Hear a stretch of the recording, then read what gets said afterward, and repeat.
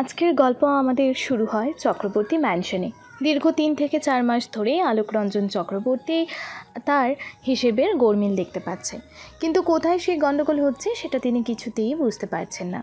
তাই এবার তিনি সমস্ত কিছু নিজে দিকে সেই গণ্ডগোল কোথায় হচ্ছে তা ধরতে পারেন। তারপরেই তিনি প্রীতমকে ডেকে পাঠায়। প্রীতম হলো আলোকরঞ্জন চক্রবর্তীর সব সময়ের সঙ্গী। মোট কথা বলতে পারেন প্রীতমই আলোকরঞ্জন বাবুর সব কিছু টাকা পয়সার হিসেব দেখে রাখে। সাথে আলোকরঞ্জন বাবুর কখন কি খাবার খেতে হবে, কখন কি ঔষধ খেতে হবে, সেই সবের খেয়াল রাখত প্রীতম। কিন্তু এই ৩-৪ মাস হিসেবের খাতায় গোলমিল দেখতে পেয়ে প্রীতমকে অফিস বাদ দিয়ে বাড়িতেই আলোকরঞ্জন ডেকে পাঠান। কারণ তিনি মনে করেছেন যে যদি এসবের পেছনে সত্যি প্রীতমের হাত থেকে থাকে তাহলে সেই খবর বাইরে শোনানো ঠিক হবে না। তাই তিনি আজ অফিসে না গিয়ে প্রীতমকে বাড়িতেই ডেকে পাঠান। আলোকরঞ্জন বাবুর একটা মাঝারি মাপের একটা কোম্পানি আছে। সেই কোম্পানি খুব একটা ছোটও নয়, আবার খুব একটা বড়ও নয়। প্রীতম এসে আলোকরঞ্জন বাবুকে জিজ্ঞাসা করে উঠল, স্যার, আজ আপনি অফিস না গিয়ে এখানে আমাকে কেন ডেকে পাঠিয়েছেন? কোনো অসুবিধা হয়েছে স্যার? অসুবিধা তো একটা হয়েছেই। কি অসুবিধা স্যার? আসলে ৩-৪ মাস ধরে আমি হিসাবের খাতায় গরমিল দেখতে পাচ্ছি। তুমি কি কিছু জানো? কথাটা শোনা মাত্র প্রীতমের মুখের চেহারা কেমন যেন একটা বদলে গেল। আলোকরঞ্জন বাবু তো খেয়ালও করলো। তারপর আলোকরঞ্জন বাবু প্রীতমের কাছে এসে বলে উঠল, আমি জানি প্রীতম হিসাবের খাতায় গরমিলটা তুমি করেছো, কিন্তু তবুও আমি তোমাকে পুলিশে দিব না। আমি তোমার বদনাম চাই না। আলোকরঞ্জন বাবুর কথা শুনে প্রীতম আলোকরঞ্জন বাবুর পায়ে ধরে বলতে লাগলো, আমাকে ক্ষমা করবেন স্যার, আমি অনেক বড় ভুল কাজ করে ফেলেছি। এবারের মতো ক্ষমা করে দিন, আর জীবনে এমন কাজ আমি করব না। না প্রীতম, আর সেটা হয় না। তোমাকে আমি পুলিশে দিচ্ছি না, কারণ এখান থেকে যদি তুমি চোর বদনাম নিয়ে বাইরে যাও তাহলে তোমাকে কেউ কাজ দিবে না। তাই আমি বলছি এবার তুমি যেখানেই কাজ করবে সেখানেই সততার সাথে কাজ করো। কিন্তু তুমি আমাকে ক্ষমা করে দিও, আমি আর তোমাকে আমার কাছে রাখতে পারবো না। আলোকরঞ্জন বাবুর কথা শুনে প্রীতম অনেক কাঁদতে থাকে। সেভাবে সামান্য লাভের জন্য যে এত বড় একটা ভুল করে বসবে সেটা প্রীতম বুঝতে পারেনি। প্রীতম তার নিজের কৃতকর্মের জন্য খুবই লজ্জিত, আর মাথা নিচু করে চক্রবর্তী ম্যানশন থেকে বেরিয়ে যায়। আর ঠিক এমন সময় হাজির হয় রহিম চাচা। রহিম চাচা ভিতরে এসে আলোকরঞ্জন বাবুকে জিজ্ঞাসা করে, কি হয়েছে সাহেব? প্রথমে আলোকরঞ্জন বাবু কিছুই বলতে চাইছিলেন না, তবে তিনি পরে বলে উঠলেন, আচ্ছা রহিম, তোমার কোনো জানা চেনা কম বয়সী ছেলে আছে যে আমার খেয়াল রাখবে? বুঝতেই পারছো আমার বয়স হয়েছে, কখন কি ওষুধ খেতে হবে তা আমি প্রায় সময়ই ভুলেই যাই। তাহলে এমন একজন ছেলে পাশে থাকলে আমাকে মনে করিয়ে দিবে ওষুধ খাওয়ার কথা। সব শুনে রহিম চাচা বলে উঠল, আসলে সাহেব, আমিও আপনাকে একটা কথা বলতে এসেছিলাম। কি কথা? আসলে সাহেব, আমি তো দেশের বাড়ি গিয়েছিলাম, তো সেখানে গিয়ে দেখলাম আমার ছোটবেলার বন্ধু অশোকের শরীর খুব খারাপ। হার্টে পেসমেকার বসিয়েছে, তার উপর আছে দামি দামি ওষুধের খরচ। তাই ভাবছিলাম অশোকের ছেলেটার যদি একটা কাজের ব্যবস্থা করতে পারি তাহলে আমার বড়ই ভালো লাগতো। রহিম চাচার বাড়ি মুর্শিদাবাদে। সংসারের খরচ বহন করার জন্য তিনি আলোকরঞ্জন বাবুর কাছে পাহারাদারের কাজ করে। রহিম চাচা আলোকরঞ্জন বাবুর কাছে আজ 20টা বছর কাজ করছেন। কোনো দিন কোনো কিছুই অভিযোগ তিনি করতে দেননি। তাই আলোকরঞ্জন বাবু রহিম চাচাকে অনেকটা বিশ্বাস করে। তাই নিজের সব সময় দেখাশোনার জন্য একজন বিশ্বস্ত লোক খুঁজেছেন আলোকরঞ্জন বাবু। রহিম চাচার কথা শুনে তাই আলোকরঞ্জন বাবু বলে উঠলেন, হ্যাঁ হ্যাঁ রহিম, তুমি তোমার বন্ধুর ছেলেকে এখানে ডেকে নাও, তার কাজের ব্যবস্থা আমি করে দেব। আলোকরঞ্জন বাবুর কথা শুনে রহিম চাচা খুবই খুশি হন আর বলে উঠল, অনেক অনেক ধন্যবাদ আপনাকে সাহেব। বন্ধুটার কিছুটা উপকার করতে পারলেও নিজেকে অনেক ধন্য বলে মনে হবে। আমি আজই গ্রামে খবর পাঠাচ্ছি। এই বলেই রহিম চাচা বাইরে বেরিয়ে গেল। আলোকরঞ্জন বাবু রহিম চাচাকে এতটা খুশি হতে দেখে নিজেও খুব খুশি হলেন। আর তখনই আলোকরঞ্জন বাবুকে তার স্ত্রী সিজলা ডেকে উঠলেন। আলোকরঞ্জন বাবু স্ত্রীর ডাক শুনে ঘরে গেলেন। সেখানে ওনার স্ত্রী ওনাকে বললেন, বলি, কখন থেকে তো আমি ডাকছি, সকালের ওষুধ আছে, জলখাবার খেয়ে ওষুধগুলো তো খেতে হবে নাকি? আমি বাড়িতে না হয় মনে করে দিই, কিন্তু অফিসে কে মনে করাবে? স্ত্রীর কথা শুনে আলোকরঞ্জন বাবু মুখে এক টুকরো হাসি ফুটিয়ে বলে উঠলেন, গিন্নি, আর তোমাকে আমার ওষুধ খাওয়ানো নিয়ে চিন্তা করতে হবে না, তার জন্য আমি একটা লোকের ব্যবস্থা করেছি। আলোকরঞ্জন বাবুর কথা শুনে সিজলা দেবীর মুখে হাসি ফুটে উঠল। তবে তিনি খুশি হয়ে বলে উঠলেন, এ তো খুব ভালো কথা, তবে বিশ্বস্ত লোক তো? হ্যাঁ হ্যাঁ, একেবারে বিশ্বস্ত লোক। যখন রহিম বলেছে তখন বিশ্বাস করাই যায়। আচ্ছা, তাহলে কি সে রহিম তার গ্রামের লোক? হ্যাঁ, সে রহিমের গ্রামেরই ছেলে, তার বন্ধুর ছেলে। আচ্ছা বেশ, তাহলে তো খুবই ভালো হয়। অন্যদিকে আলোকরঞ্জন বাবুয়ের কাছে খবরটা শুনে এসে রহিম তার গ্রামের বন্ধু অশোককে ফোন করে আর বলে, অশোক, তোর ছেলের একটা কাজের ব্যবস্থা আমি করেছি, আর চিন্তা নেই তোর। তুই যত তাড়াতাড়ি সম্ভব রামুকে শহরে পাঠিয়ে দে। আমি ঠিকানা বলে দিচ্ছি, সেই মতো চলে আসতে বলবি। পারলে আজই তাকে পাঠিয়ে দে। ছোটবেলার বন্ধু রহিমের কথা শুনে অশোকবাবু খুব খুশি হয়ে বলে উঠলেন, আমি খুব খুশি হয়েছি। আমি আজই রামুকে শহরে পাঠিয়ে দিচ্ছি। তুই চিন্তা করিস না। তবে একটাই চিন্তা আমার, তুই আমার রামুকে দেখে রাখিস। বড় সোজা সরল মানুষ, শহরের মারপ্যাচ সে বোঝে না। আমি জানি সব, তুই চিন্তা করিস না। আমি তোর রামুকে এখানেই দেখেই রাখবো। তুই যত তাড়াতাড়ি সম্ভব রামুকে শহরে পাঠিয়ে দে। আমি রামুর সাথে কথা বলে ওকে পাঠিয়ে দিচ্ছি। এরপর অশোকবাবু রামুর সাথে কথা বলে রামুকে শহরে পাঠিয়ে দেয়। অন্যদিকে অনুভব, আজকে তোর অনেক বড় একটা মিটিং আছে। আমি জানি নিলয়, আমি আমার কাজের সম্বন্ধে সব কিছুই মনে রাখি। তুই বরং বেরিয়ে যা, আমি 2 মিনিটে তৈরি হয়ে আসছি। ঠিক আছে, আমি তোর জন্য অপেক্ষা করছি। আমি তোর সাথেই যাব। আমি বললাম তো নিলয়, তুই বেরিয়ে যা, মিটিংয়ের ব্যবস্থা কর, আমি আসছি। অনুভবের কথা শুনে নিলয় আর দ্বিমত করল না, কারণ নিলয় খুব ভালো করে জানে যে অনুভবের মুখে তর্ক করা অনুভব কিছুতেই পছন্দ করে না। তাই নিলয় অনুভবকে জানিয়ে অফিসের জন্য বেরিয়ে যায়। নিলয় হলো অনুভবের বেস্ট ফ্রেন্ড। খুব ছোটোবেলা থেকেই তারা একসাথে আছে, আর তারা একসাথে অনুভবের কোম্পানি দেখাশোনা করে। এবার আমরা জেনে নিই গল্পের হিরোর ব্যাপারে। আমাদের গল্পের হিরোর নাম অনুভব চ্যাটার্জি। তিনি একজন নামকরা বিজনেসম্যান। শহরে ওনাকে সবাই এক ডাকে চেনে। এত অল্প বয়সে এত বড় একজন সফল বিজনেসম্যান হয়ে ওঠার পেছনে ওনার অগাধ পরিশ্রম আছে। ছোটবেলায় অনুভব তার বাবার সাথে শহরে ঘুরতে এসে হারিয়ে গিয়েছিল। তারপর রাস্তাতেই অনুভবের সময় কেটেছে। তখন থেকে অনুভব একা। ছোটবেলা থেকেই সে লড়াই করেই বেঁচেছে। তারপর বড় হয়ে নিজের পায়ে দাঁড়িয়েছে। এত বড় একজন সফল বিজনেসম্যান, কিন্তু অনুভব কোনোদিন আজ পর্যন্ত কোনো টিভি চ্যানেলের লোকেদের কাছে নিজের সফলতার ইন্টারভিউ দেননি। তাই ওনার ছবি আজ পর্যন্ত কোনো খবরের কাগজ বা কোনো ম্যাগাজিনে বের হয়নি। তাই স্বভাবতই ওনাকে কেউ কাছ থেকে দেখলেও চিনতে পারবে না যে উনিই হলেন শহরের সবথেকে নামকরা বিজনেসম্যান অনুভব চ্যাটার্জি। আর অনুভব নিজের প্রশংসা শুনতে পছন্দ করে না। 6 ফুট উচ্চতার সুঠামদেহী অধিকারী আমাদের হিরো। গায়ের রং উজ্জ্বল ফর্সা। যে কোনো টিভি সিরিয়াল অভিনেতাদের তিনি এক ঝটকায় হারিয়ে দিতে পারেন নিজের সৌন্দর্যের কাছে। অনুভবের কোম্পানির নাম হলো চ্যাটার্জি গ্রুপ অফ ইন্ডাস্ট্রি। শহরের সবাই অনুভবকে তার কোম্পানির নামেই চেনে। পার্সোনালিভাবে উনি কারোর সাথে কোনো কথা বলেন না। অন্যান্য ব্যবসায়ীদের সাথে, এমনকি নিজের অফিসের কলিগদের কাছে অনুভব একজন রাগী মানুষ হিসেবে পরিচিত। কারণ তিনি কোনো কাজে গাফেলতি পছন্দ করেন না। সময়ের কাজ সময় করতে পছন্দ করেন, আর সেটা যেমন নিজের ক্ষেত্রে তেমনই অপরজনের পক্ষেও। তাড়াতাড়ি তৈরি হতে থাকে অনুভব। পরনে তার দামি স্যুট, আর তার সাথে মানানসই ব্লেজার, হাতে নামি কোম্পানির দামি ওয়াচ। অনুভব সব কিছুই নিখুঁতভাবে করতেই পছন্দ করেন। তবে এই কথা ঠিক, অনুভব নিজের জীবনের শত্রুদের সংখ্যা কম নয়। অনুভব যেমন তার শত্রুদের ভুলে যায় না, তেমনি জীবনের কেউ ছোট্ট থেকে ছোট উপকার করে থাকলে তাকেও সে ভুলে যায় না। সময় আসলে অনুভব তার উপকারের দাম নিজের প্রাণ দিয়েও করতে পারে। এই কথা তার ব্যবসায়ী মহলে অনেকেই জানে। সবাই এটাও জানে যে অনুভবের সাথে শত্রুতা করে কোনো দিন কেউ ছাড় পাবে না। তবে তাই বলে যে অনুভব শত্রুর সংখ্যা কম আছে সে কথা কিন্তু নয়। এত কম বয়সে এত বড় বিজনেসম্যান, সফল বিজনেসম্যান হওয়ার জন্য অনুভবের পিছনে অনেক শত্রু আছে। সামনে তারা অনুভবের বন্ধুর মতো ব্যবহার করলেও পেছনে পেছনে অনুভবের ক্ষতি করতেই তারা বেশি চেষ্টা করে।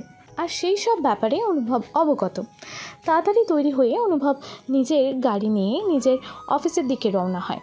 বেশ কিছুক্ষণ গাড়ি চালানোর পর অনুভব বুঝতে পারে যে তার গাড়ির ব্রেক ফেল হয়ে গেছে। রাস্তায় তখন অনেক লোক, এমন অবস্থায় অনুভব কী করবে সেটাই বুঝতে পারে না। একটা ব্রিজের কাছে এসে অনুভব তার গাড়ির নিয়ন্ত্রণ একেবারে হারিয়ে ফেলে। কী করবে বুঝতে পারছে না সে। এমন সময় গাড়ির স্পিড আরও দ্বিগুণ বেড়ে যায়। অনুভব গাড়ির ওপর নিজের নিয়ন্ত্রণ হারিয়ে ব্রিজের উপর থেকে পড়ে যাবে। এমন সময় গাড়িটা এসে ব্রিজের ধারে আটকে থাকে। অনুভব সাহায্যের জন্য অনেককে ডাকলেও কেউ অনুভবকে সাহায্য করতে চায় না। আস্তে আস্তে গাড়িটা ব্রিজের নিচের দিকে এগোতে থাকে। আর একটু হলেই গাড়িটা নিচে পড়ে যাবে। এমন সময় একজোড়া শক্তপোক্ত হাত অনুভবকে টেনে ধরে। তারপর নিজের শরীরের সব শক্তি দিয়ে অনুভবকে গাড়ি থেকে টেনে বের করে। অনুভব গাড়ি থেকে বেরিয়ে যখন সেই সাহায্য করা মানুষটিকে ধন্যবাদ দিতে যাবে, তখন তাকে দেখে অনুভব তার মুখের ভাষা হারিয়ে ফেলে। অনুভব একেবারেই অবাক। অনুভব ভেবে এটা কিভাবে সম্ভব। সাথে সামনে দাঁড়িয়ে থাকা মানুষটি খুব অবাক।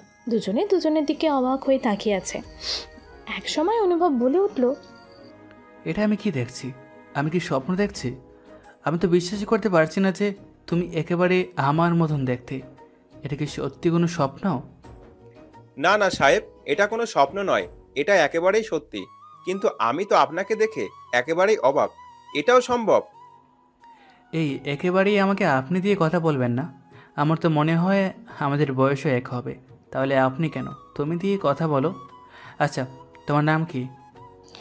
শহরে এসেই প্রথম যে মানুষটির সাথে পরিচয় হলো রামুর, আর সেই মানুষটি এতটা ভালো হবে রামু সেটা জানতো না।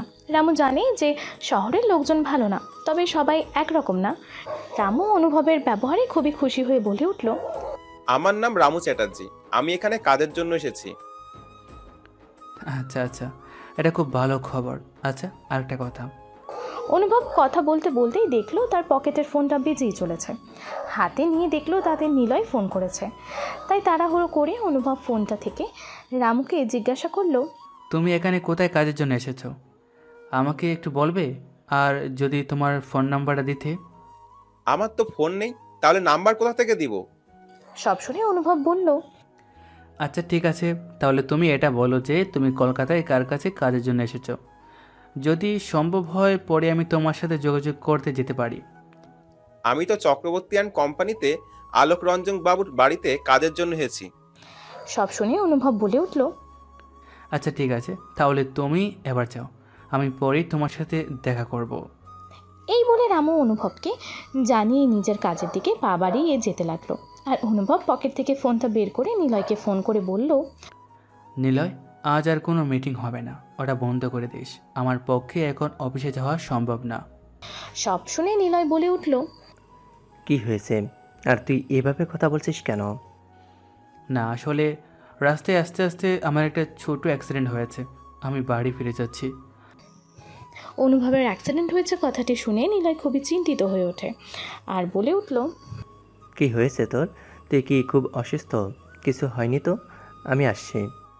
আমি ঠিক আছে, তুই মিটিং বন্ধ করে বাড়ি আয়।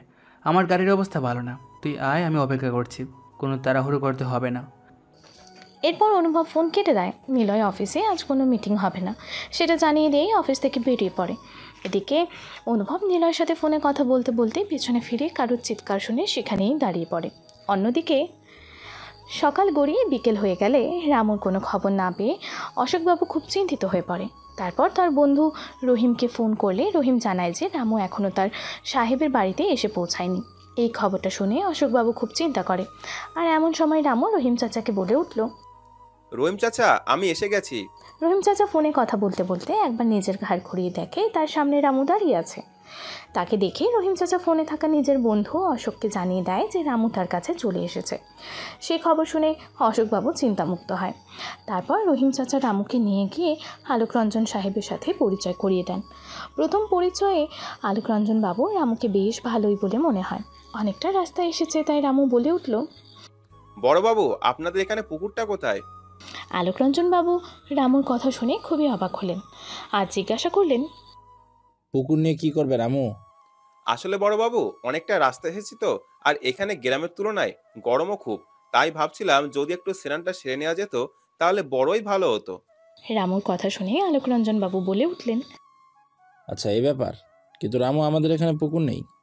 তাহলে বড়বাবু, আপনারা সবাই কোথায় আর কেমন করে স্নান করেন? আলোকরঞ্জন বাবু আবারও হেসে উঠলেন, বলে, এখানে সবাই বাথরুমে স্নান করে। দাঁড়াও, আমি শিবুকে ডেকে দিচ্ছি, সে তোমাকে বাথরুমে নিয়ে যাবে। তারপর আলোকরঞ্জন বাবু তাদের ঘরের এক কাজের লোক শিবুকে ডাকেন। আর শিবু তখন রামুকে নিয়ে বাথরুমে যায়। সেখানে গিয়ে শিবু রামুকে সব দেখাতে থাকে যে এটাই বাথরুম, এখানেই স্নান করতে হবে। সব থেকে শেষে বাথটাব দেখে রামু জিজ্ঞাসা করে, এটা কি? ওটা বাথটাব। কি টব? টপ না, ওটা বাথটাব। ওখানে বসে মানুষ স্নান করে, সাবান মাখে। সাবান মাখার জন্য আমাকে ওখানে বসতে হবে? কেন দাঁড়িয়ে সাবান মাখা যাবে না? কেন যাবে না? সে তোমার ইচ্ছে হলে ওটাতে বসে সাবান মাখতে পারো, আর না হলে তোমার যেমন ইচ্ছে তেমন করেই স্নান করতে পারো। তাহলে আমি দাঁড়িয়েই সাবান মাখবো, এইসবের আমার দরকার নেই। আচ্ছা ঠিক আছে, আর এদিকে শোনো, ওখানে তুমি কল খুললে জল পড়বে। শিবু সব কিছু দেখে বাইরে চলে আসে। তারপর খাবার টেবিলে রামুকে দেখে সবাই কেমন যেন চামচ দিয়ে খাবার খাচ্ছে, কিন্তু রামুর এইসবে অভ্যস্ত নাই। তাই রামু জিজ্ঞাসা করে, এইভাবে খাবার খেতে হবে? কেন হাত দিয়ে খাবার খাওয়া যাবে না? আমার তো মনে হয় এটাতে খাবারই শুধু খাওয়া হবে, মন আর ভরবে না। আমাদের গ্রামে মাটিতে বসে হাত দিয়ে তরকারি সবজি সব দিয়ে মেখে খাওয়ার মধ্যে যে তৃপ্তি আছে, তা তো এই কাঁটা চামচ দিয়ে খাবার খেয়েও কোনো শান্তি নেই। আলোকরঞ্জন বাবু রামুর কথা শুনে বুঝতে পারলেন রামু শহরের আদব কায়দা কিছুই জানে না, বড় সহজ সরল মানুষ। কিছুক্ষণের মধ্যেই রামু আলোকরঞ্জন বাবুর মন জয় করে নেয়। এমনই একদিন রামু ফোনে কাউকে বলতে থাকে, নিলয়, আমি জানতে চাই যে আমার গাড়ির ব্রেক ফেল কিভাবে হয়েছিল। গাড়ি ব্রেক ফেল করা হয়েছিল, আর আমি তাকে খুঁজে বের করেছি। তারপর তাকে পুলিশের হাতে তুলে দিয়েছি। ঠিক আছে। তারপর আস্তে আস্তে রামু আলোকরঞ্জন বাবুর খুব প্রিয় একজন মানুষ হয়ে উঠতে থাকে। রামু আলোকরঞ্জন বাবুর সব খেয়াল রাখত। আস্তে আস্তে রামু শহরের আদব কায়দা শিখতে থাকে। ঘরে বাইরে আলোকরঞ্জন বাবুর খুব খেয়াল রাখে, কখন কি ওষুধ খাবে, কখন কি খাবার খাবে, সব কিছুর খেয়াল রাখতে থাকে।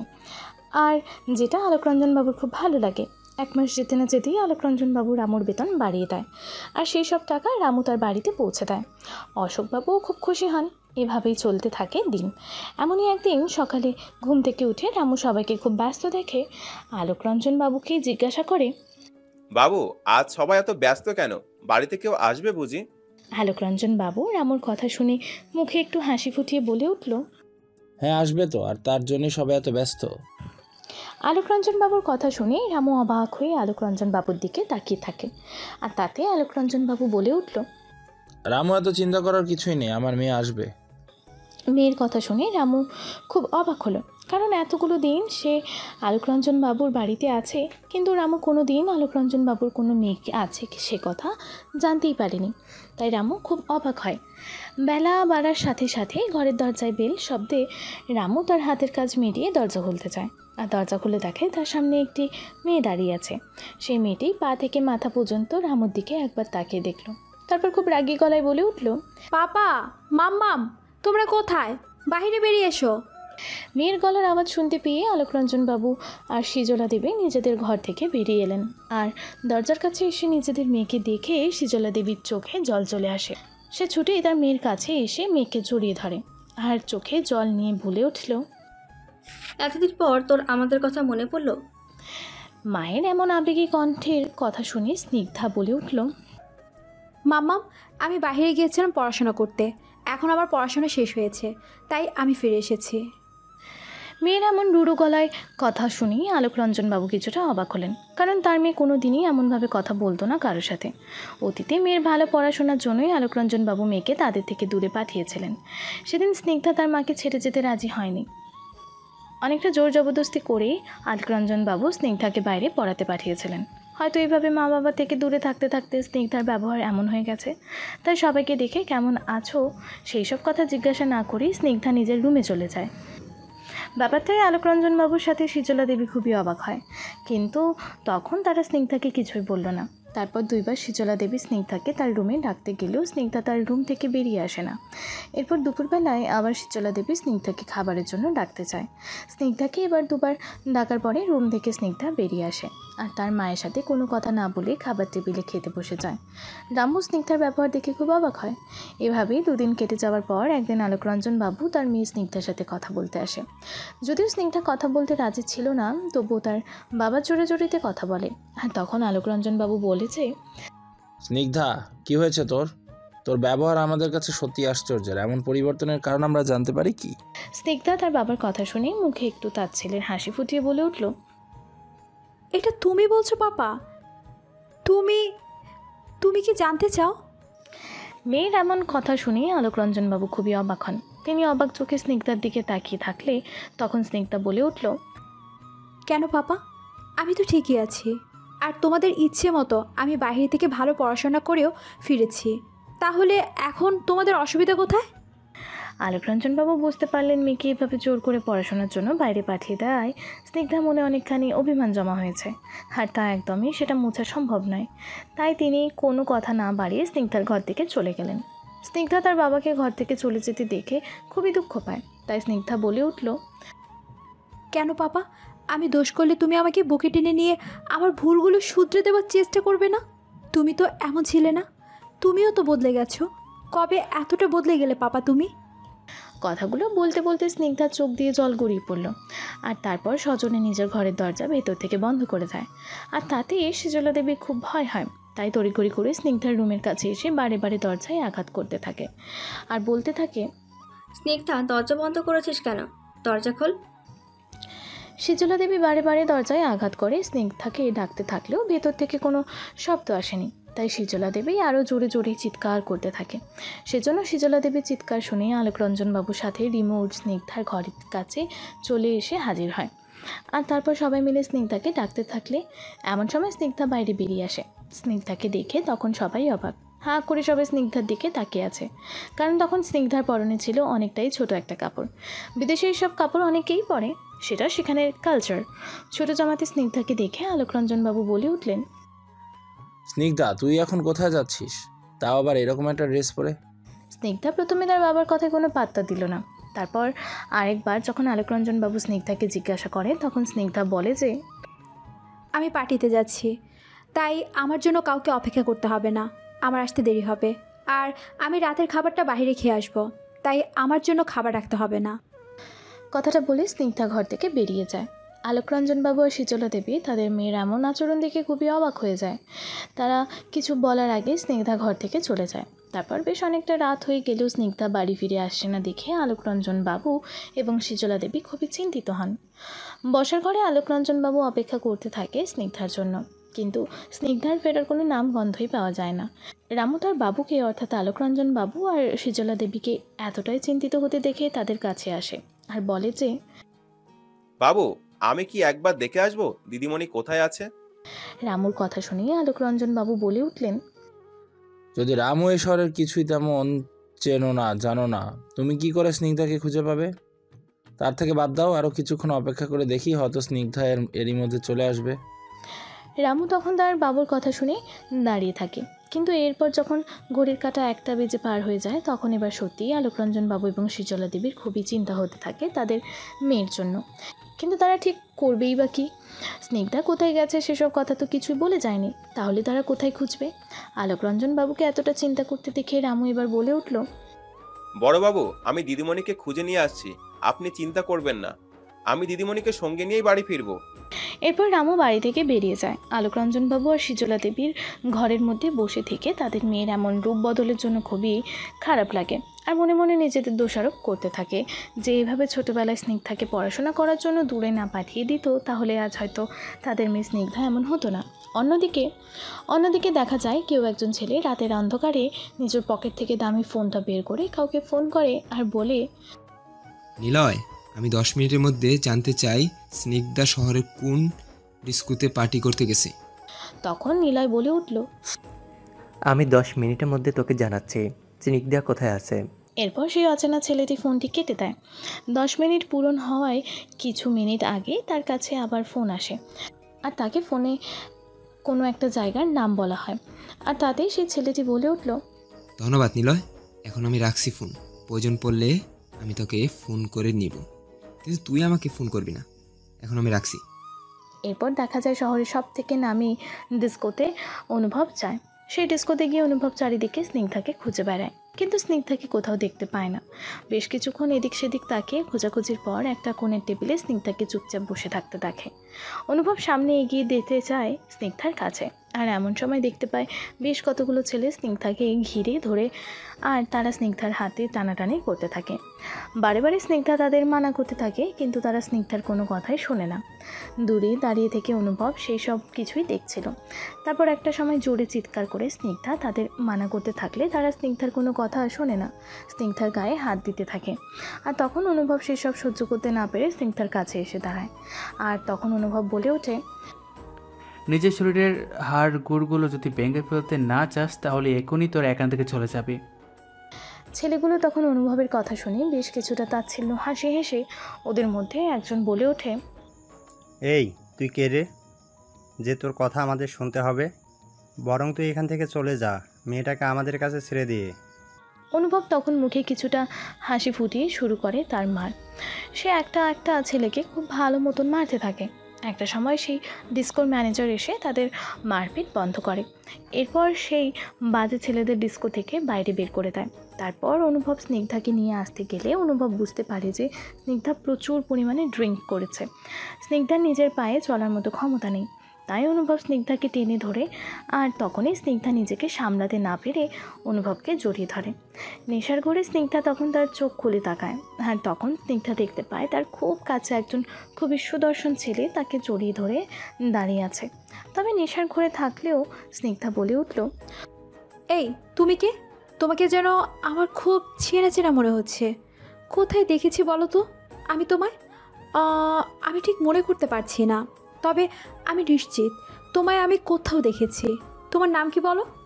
অনুভব তখন কোনো কথা বলতে চাইছিল না, শুধু এইটুকু কথাই বলল, স্নিগ্ধা, তুমি এখন আর কোনো কথা বলবে না। এখন চুপচাপ তুমি আমার সাথে বাড়িতে ফিরে যাবে। স্নিগ্ধা অনুভবের কথা শুনে খুবই অবাক হয় আর বলে উঠল, তুমি আমাকে চিনো? তুমি আমার নাম জানলে কিভাবে? তুমি কে? যতক্ষণ না পর্যন্ত তুমি তোমার পরিচয় দিবে আমি তোমার সাথে কথা বলবো না, আর কোথাও যাব না তোমার সাথে। স্নিগ্ধা এসব কথা বলে আবারও একটা চেয়ারে চুপ করে বসে পড়ে। অনুভব স্নিগ্ধার এমন পাগলামি দাঁড়িয়ে দাঁড়িয়ে দেখতে থাকে। একটা সময় স্নিগ্ধা অনুভবের কোনো কথা না শুনলে এবার অনুভব তার নিজের হাতের ঘড়িটার দিকে তাকায়, আর তাতে দেখতে পায় 3টা বাজতে যাচ্ছে। তাই আর কোনো কথা না বাড়িয়ে স্নিগ্ধাকে নিজের 2 হাতের বাহুতে তুলে নিয়ে বাইরে বেরিয়ে আসে। আর তখন স্নিগ্ধা হাত পা ছুড়ে চিৎকার করতে থাকে। বাইরে বের করে এনে স্নিগ্ধাকে নিজের গাড়িতে বসিয়ে সিট বেল্ট বেঁধে দেয়। আর তখন স্নিগ্ধা জোরে জোরে চিৎকার করতে থাকে। তাই দেখে স্নিগ্ধা কাঁদতে শুরু করে। স্নিগ্ধাকে চুপ করানোর জন্য অনুভব অনেকবার সরিও বলে, কিন্তু তাতেও স্নিগ্ধা আরও জোরে জোরে চিৎকার করতে থাকে। তখন অবশেষে অনুভব স্নিগ্ধাকে চুপ করানোর জন্য জিজ্ঞাসা করে, আচ্ছা স্নিগ্ধা, তুমি তো খুব ভালো মেয়ে, তাহলে ভালো মেয়েরা কি রাতের বেলা এভাবে চিৎকার করে? আচ্ছা বেশ, আমি মানছি আমিও একটু জোর গলায় কথা বলে ফেলছি। তাহলে এবার তুমি বলো আমাকে শাস্তিস্বরূপ কী করতে চাও, আমি তাই করব। তবে প্লিজ চিৎকার করো না আর। অনুভবের কথা শুনে স্নিগ্ধা চুপ করে নিজের ঠোঁট ফুলিয়ে বসে থাকে। তারপর স্নিগ্ধা বলে উঠল, আমি তোমাকে ক্ষমা করে দিব যদি তুমি আমাকে আইসক্রিম কিনে দাও। আমি এখন আইসক্রিম খাবো। রাত 3টের সময় স্নিগ্ধা আইসক্রিম খেতে চাইলে তো আর আইসক্রিম পাওয়া যাবে না, কারণ কেউ স্নিগ্ধার জন্য এত রাতে দোকান খুলে বসে থাকবে না। স্নিগ্ধার এমন আইসক্রিম খেতে চাওয়ার আবদার শুনে অনুভব ভাবতে থাকে। তার মনে মনে বলে উঠল, আমি আচ্ছা জামালায় পড়লাম তো, এখন আমি কি করব? এত রাতে আমি আইসক্রিমের দোকান কোথায় পাবো? এই সকল কথা শুনে অনুভব ভাবছে, আর তখনই অনুভব নিলয়কে ফোন করে আর বলে ওঠে, হ্যালো নিলয়, তুই আমার কথা শুনতে পাচ্ছিস? ঘুমের ঘোরে নিলয় বলে উঠল, হ্যাঁ, আমার মনে হয় আমার নাম নিলয়। নিলয় যে ঘুমের ঘরে এইসব কথা বলেছে সেটা অনুভব বুঝতে পারল। আর তখন কিছুটা ধমকে অনুভব নিলয়কে বলে উঠল, নিলয়, আমি অনুভব বলছি, আমার কথাগুলো কান খুলে শোন। ধমকে সুরে কথাটা বলার জন্য নিলয়ের এক চটকায় তার ঘুম ভেঙে যায়। আর নিলয় বলে উঠল, কি বলছে অনুভব? কি বলছিস বল, আমি শুনছি। নিলয়, তুই এক্ষুনি খবর নে যে শহরের কোথায় আইসক্রিম দোকান খোলা আছে। অনুভবের কথা শুনে নিলয় খুব অবাক হলো। আর নিলয় বলে উঠল, কি হয়েছে তোর? আইসক্রিমের ব্যবস্থা কর। অনুভবের কথা শুনে নিলয় তার ঘরের দেয়ালে ঘড়ির দিকে তাকিয়ে দেখল। তখন ঘড়িতে 3টে পেরিয়ে গেছে। এত রাতে কোনো আইসক্রিম দোকান খোলা আছে বলে তো নিলয়ের মনে হয় না। তাই এইসব কথাই নিলয় ভাবছে। তখন আবার অনুভব বলে উঠল, কি হলো, আমার কথা তুই বুঝতে পারছিস? ক্ষমা করবি তুই আমাকে। এত রাতে যে কোনো আইসক্রিমের দোকান খোলা থাকবে না সেটা তুইও ভালো করে জানিস। তাহলে আমি এখন কোথায় আইসক্রিম পাবো? নিলয়ের কথা শুনে অনুভব আর কথা বলল না। ফোন কেটে যখন স্নিগ্ধার কাছে এসে দাঁড়ায় তখন অনুভব দেখতে পায় স্নিগ্ধা ঘুমিয়ে পড়েছে। তাই আর স্নিগ্ধাকে না জাগিয়ে গাড়ি নিয়ে যেতে শুরু করলো। এদিকে আলোকরঞ্জন বাবু আর সিজলা দেবী বসার ঘরেই অপেক্ষা করতে করতেই সেখানেই ঘুমিয়ে পড়ে। হঠাৎ করে সদর দরজা খোলার শব্দ পেয়ে সিজলা দেবীর ঘুম ভেঙে যায়। আর সিজলা দেবী ঘুম থেকে উঠে দেখে যে রামু স্নিগ্ধাকে কোলে করে নিয়ে বাড়ির ভেতরে আসছে। তা দেখে সিজলা দেবী আলোকরঞ্জন বাবুকে ঘুম থেকে ডেকে তোলে। আলোকরঞ্জন বাবু তার মেয়েকে রামুর কোলে দেখে জিজ্ঞাসা করে, রামু, তুমি স্নিগ্ধাকে কোথায় পেলে? রামু আলোকরঞ্জন বাবুর কথা শুনে কি বলবে বুঝতে পারছিল না, তাই সে কিছুক্ষণ চুপ করে থেকে বলে উঠল, আসলে দিদিমণি, বেরিয়ে যাওয়ার কিছুক্ষণ আগেই ওনার ঘরের সামনে দিয়ে যখন আমি যাচ্ছিলাম তখন আমি শুনেছিলাম উনি কোথায় যাবেন। তাই আমি সেখানে গিয়েছিলাম। সেখানে গিয়ে আমি দিদিমণিকে এই রকম অবস্থায় দেখে খুব জোরাজোরি করে নিয়ে আসি, কারণ দিদিমণি তো আসতেই চাইছিলেন না। তাই এইভাবে দিদিমণিকে তুলে নিয়ে আসতে বাধ্য হলাম। রামুর কথা শুনে আলোকরঞ্জন বাবু আর শীতলা দেবী কিছুই বললেন না। তারপর রামু স্নিগ্ধাকে কোলে করিয়ে নিয়ে গিয়ে স্নিগ্ধার ঘরের বিছানায় শুইয়ে দিয়ে আসে। তখন পূর্ব আকাশে সূর্য উঠতে শুরু করেছে, চারপাশ পরিষ্কার হতে দেখা যায়। স্নিগ্ধা বাড়ি ফিরেছে দেখে আলোকরঞ্জন বাবু আর শীতলা দেবীও নিজের ঘরে গেলেন। রামু তখন নিজের ঘরে চলে গেল। সকাল 11টার দিকে স্নিগ্ধার ঘুম ভাঙলে তার মাথায় খুব ব্যথা হয়, আর তাতে স্নিগ্ধা খুব জোরে জোরে চিৎকার করতে থাকলে রামু স্নিগ্ধার ঘরে আসে। আর রামুকে দেখে স্নিগ্ধা বলে উঠল, এই, তুমি এখানে কি করছো? আমি তোমাকে ডেকেছি। চলে যাও বলছি, আমার ঘর থেকে চলে যাও। স্নিগ্ধা খুব জোরে জোরে কথা বলতে থাকলে শীতলা দেবী প্রায় রান্নাঘর থেকে দৌড়েই আসে স্নিগ্ধার ঘরে। আর এসে দেখে স্নিগ্ধা খুব বাজেভাবে রামুর সাথে কথা বলছে। তাই দেখে শীতলা দেবী বলে উঠলেন, এই স্নিগ্ধা, তুই রামুর সাথে এভাবে কথা কেন বলছিস?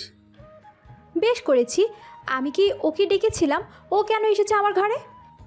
আমি ওকে পাঠিয়েছি। তুই চিৎকার করছিলি, ওই জন্যই তো আমি ওকে পাঠিয়েছি। আমার ঘর, আমি চিৎকার করতে পারি, তাতে এই ছোট লোকের বাচ্চা আমার ঘরে আসবে কোন সাহসে? তুই তো এমন ছিলি না। তুই তো এইভাবে কথা কারোর সাথে বলতিস না। তাহলে তুই আজ এইভাবে কথা কেন বলছিস? বাইরে পড়তে গিয়ে কি তুই মানবতা বোধ, ভদ্রতা ভুলে গেছিস? ছি ছি স্নিগ্ধা, এইভাবে কেউ কারোর সাথে কথা বলে? হ্যাঁ, আমি এইভাবে কথা বলি, আর আমাকে কেউ বোঝাতে আসবেন না কোনটা সঠিক আর কোনটা ব্যাঠিক। আমার ইচ্ছা, আমি যা খুশি তাই করব। এখন তোমরা আমার ঘর থেকে বেরিয়ে যাও।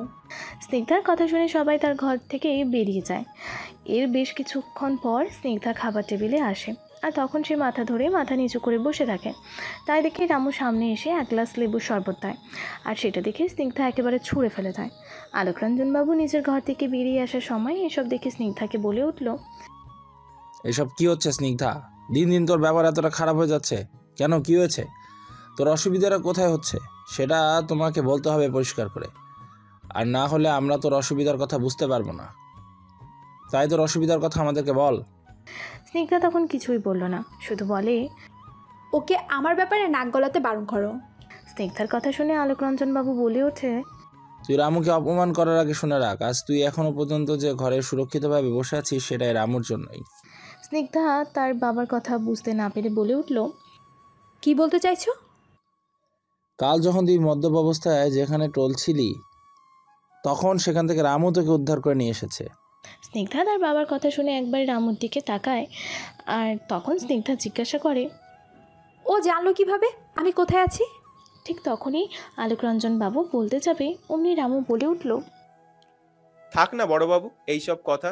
দিদিমণি আমার উপর হয়তো কোনো কারণে খুব রেগে আছে, তাই আমার সাথে এমন ব্যবহার করছে। আমি তাতে কিছু মনে করিনি। রামুর কথায় আর কেউ কোনো কথা বলল না। চুপচাপ কিছু খাবার খেয়ে নিজের ঘরে সবাই চলে গেল। স্নিগ্ধা সুযোগ পেলেই রামুকে নানাভাবে অপমান করত। বাড়ির সবার খারাপ লাগলেও রামু কাউকে কিছু বলতো না। এভাবেই দিন দিন যেতে লাগলো। এমনই একদিন আলোকরঞ্জন বাবুর ফোনটা অনেকক্ষণ ধরে বেজেই চলেছিল, তাই রামু ফোনটা রিসিভ করে নেয়। আর তাতে রামু ফোনের ওপারে থাকা মানুষটির সাথে রামু ইংলিশে কথা বলতে থাকে। এমন সময় স্নিগ্ধা কোনো কারণে তার বাবার ঘরের দিকে এলে রামুকে ইংলিশে কথা বলতে দেখে খুবই অবাক হয়। আর তখন সে রামুর সামনে এসে দাঁড়ায়। রামু স্নিগ্ধাকে দেখে খুব ভয় পেয়ে যায়, আর তাড়াতাড়ি ঘরে ফোনটা কেটে দেয়। আর তাতে স্নিগ্ধার আরও বেশি সন্দেহ হয় রামুর ওপরে। সে রামুকে জিজ্ঞাসা করে, তুমি কার সাথে কথা বলছিলে? আসলে ওই বড়বাবুর ফোনটা অনেকক্ষণ ধরে বেজেই যাচ্ছিল, তাই আমি ধরেছিলাম। সেটা বড় কথা নয়, বড় কথা হলো তুমি ফোনে কার সাথে ইংলিশে কথা বলছিলে। আমি যতটা শুনেছি তুমি তো গ্রাম থেকে এসেছো, আর গ্রামের মানুষ এত ভালো ইংরেজিতে কথা বলতে পারে এটা তো আমার জানা নেই। তুমি সত্যি করে বলো তুমি আসলে কে? আমার প্রথম দিন থেকে তোমাকে খুব সন্দেহ হচ্ছিল, ব্যাপারটা আমি ধরতে পারিনি, তবে আজ ধরেছি। তুমি কি বলবে তুমি কে? না আমি পুলিশে খবর দেব? স্নিগ্ধার এমন চিৎকার চেঁচামেচির আওয়াজ শুনে আলোকরঞ্জন বাবু আর শীতলা দেবী তাড়াতাড়ি করেই ঘরে এলে স্নিগ্ধাকে রামুর ওপর আবার চিৎকার করতে দেখে আলোকরঞ্জন বাবু স্নিগ্ধাকে বলে, কি হয়েছে স্নিগ্ধা? তুই বারে বারে রামুর সাথে খারাপ ব্যবহার কেন করিস? তোর কি ক্ষতি করেছে রামু? আর আমি সত্যি বলছি, তোর এই ব্যবহার একেবারে ভালো লাগে না আমার।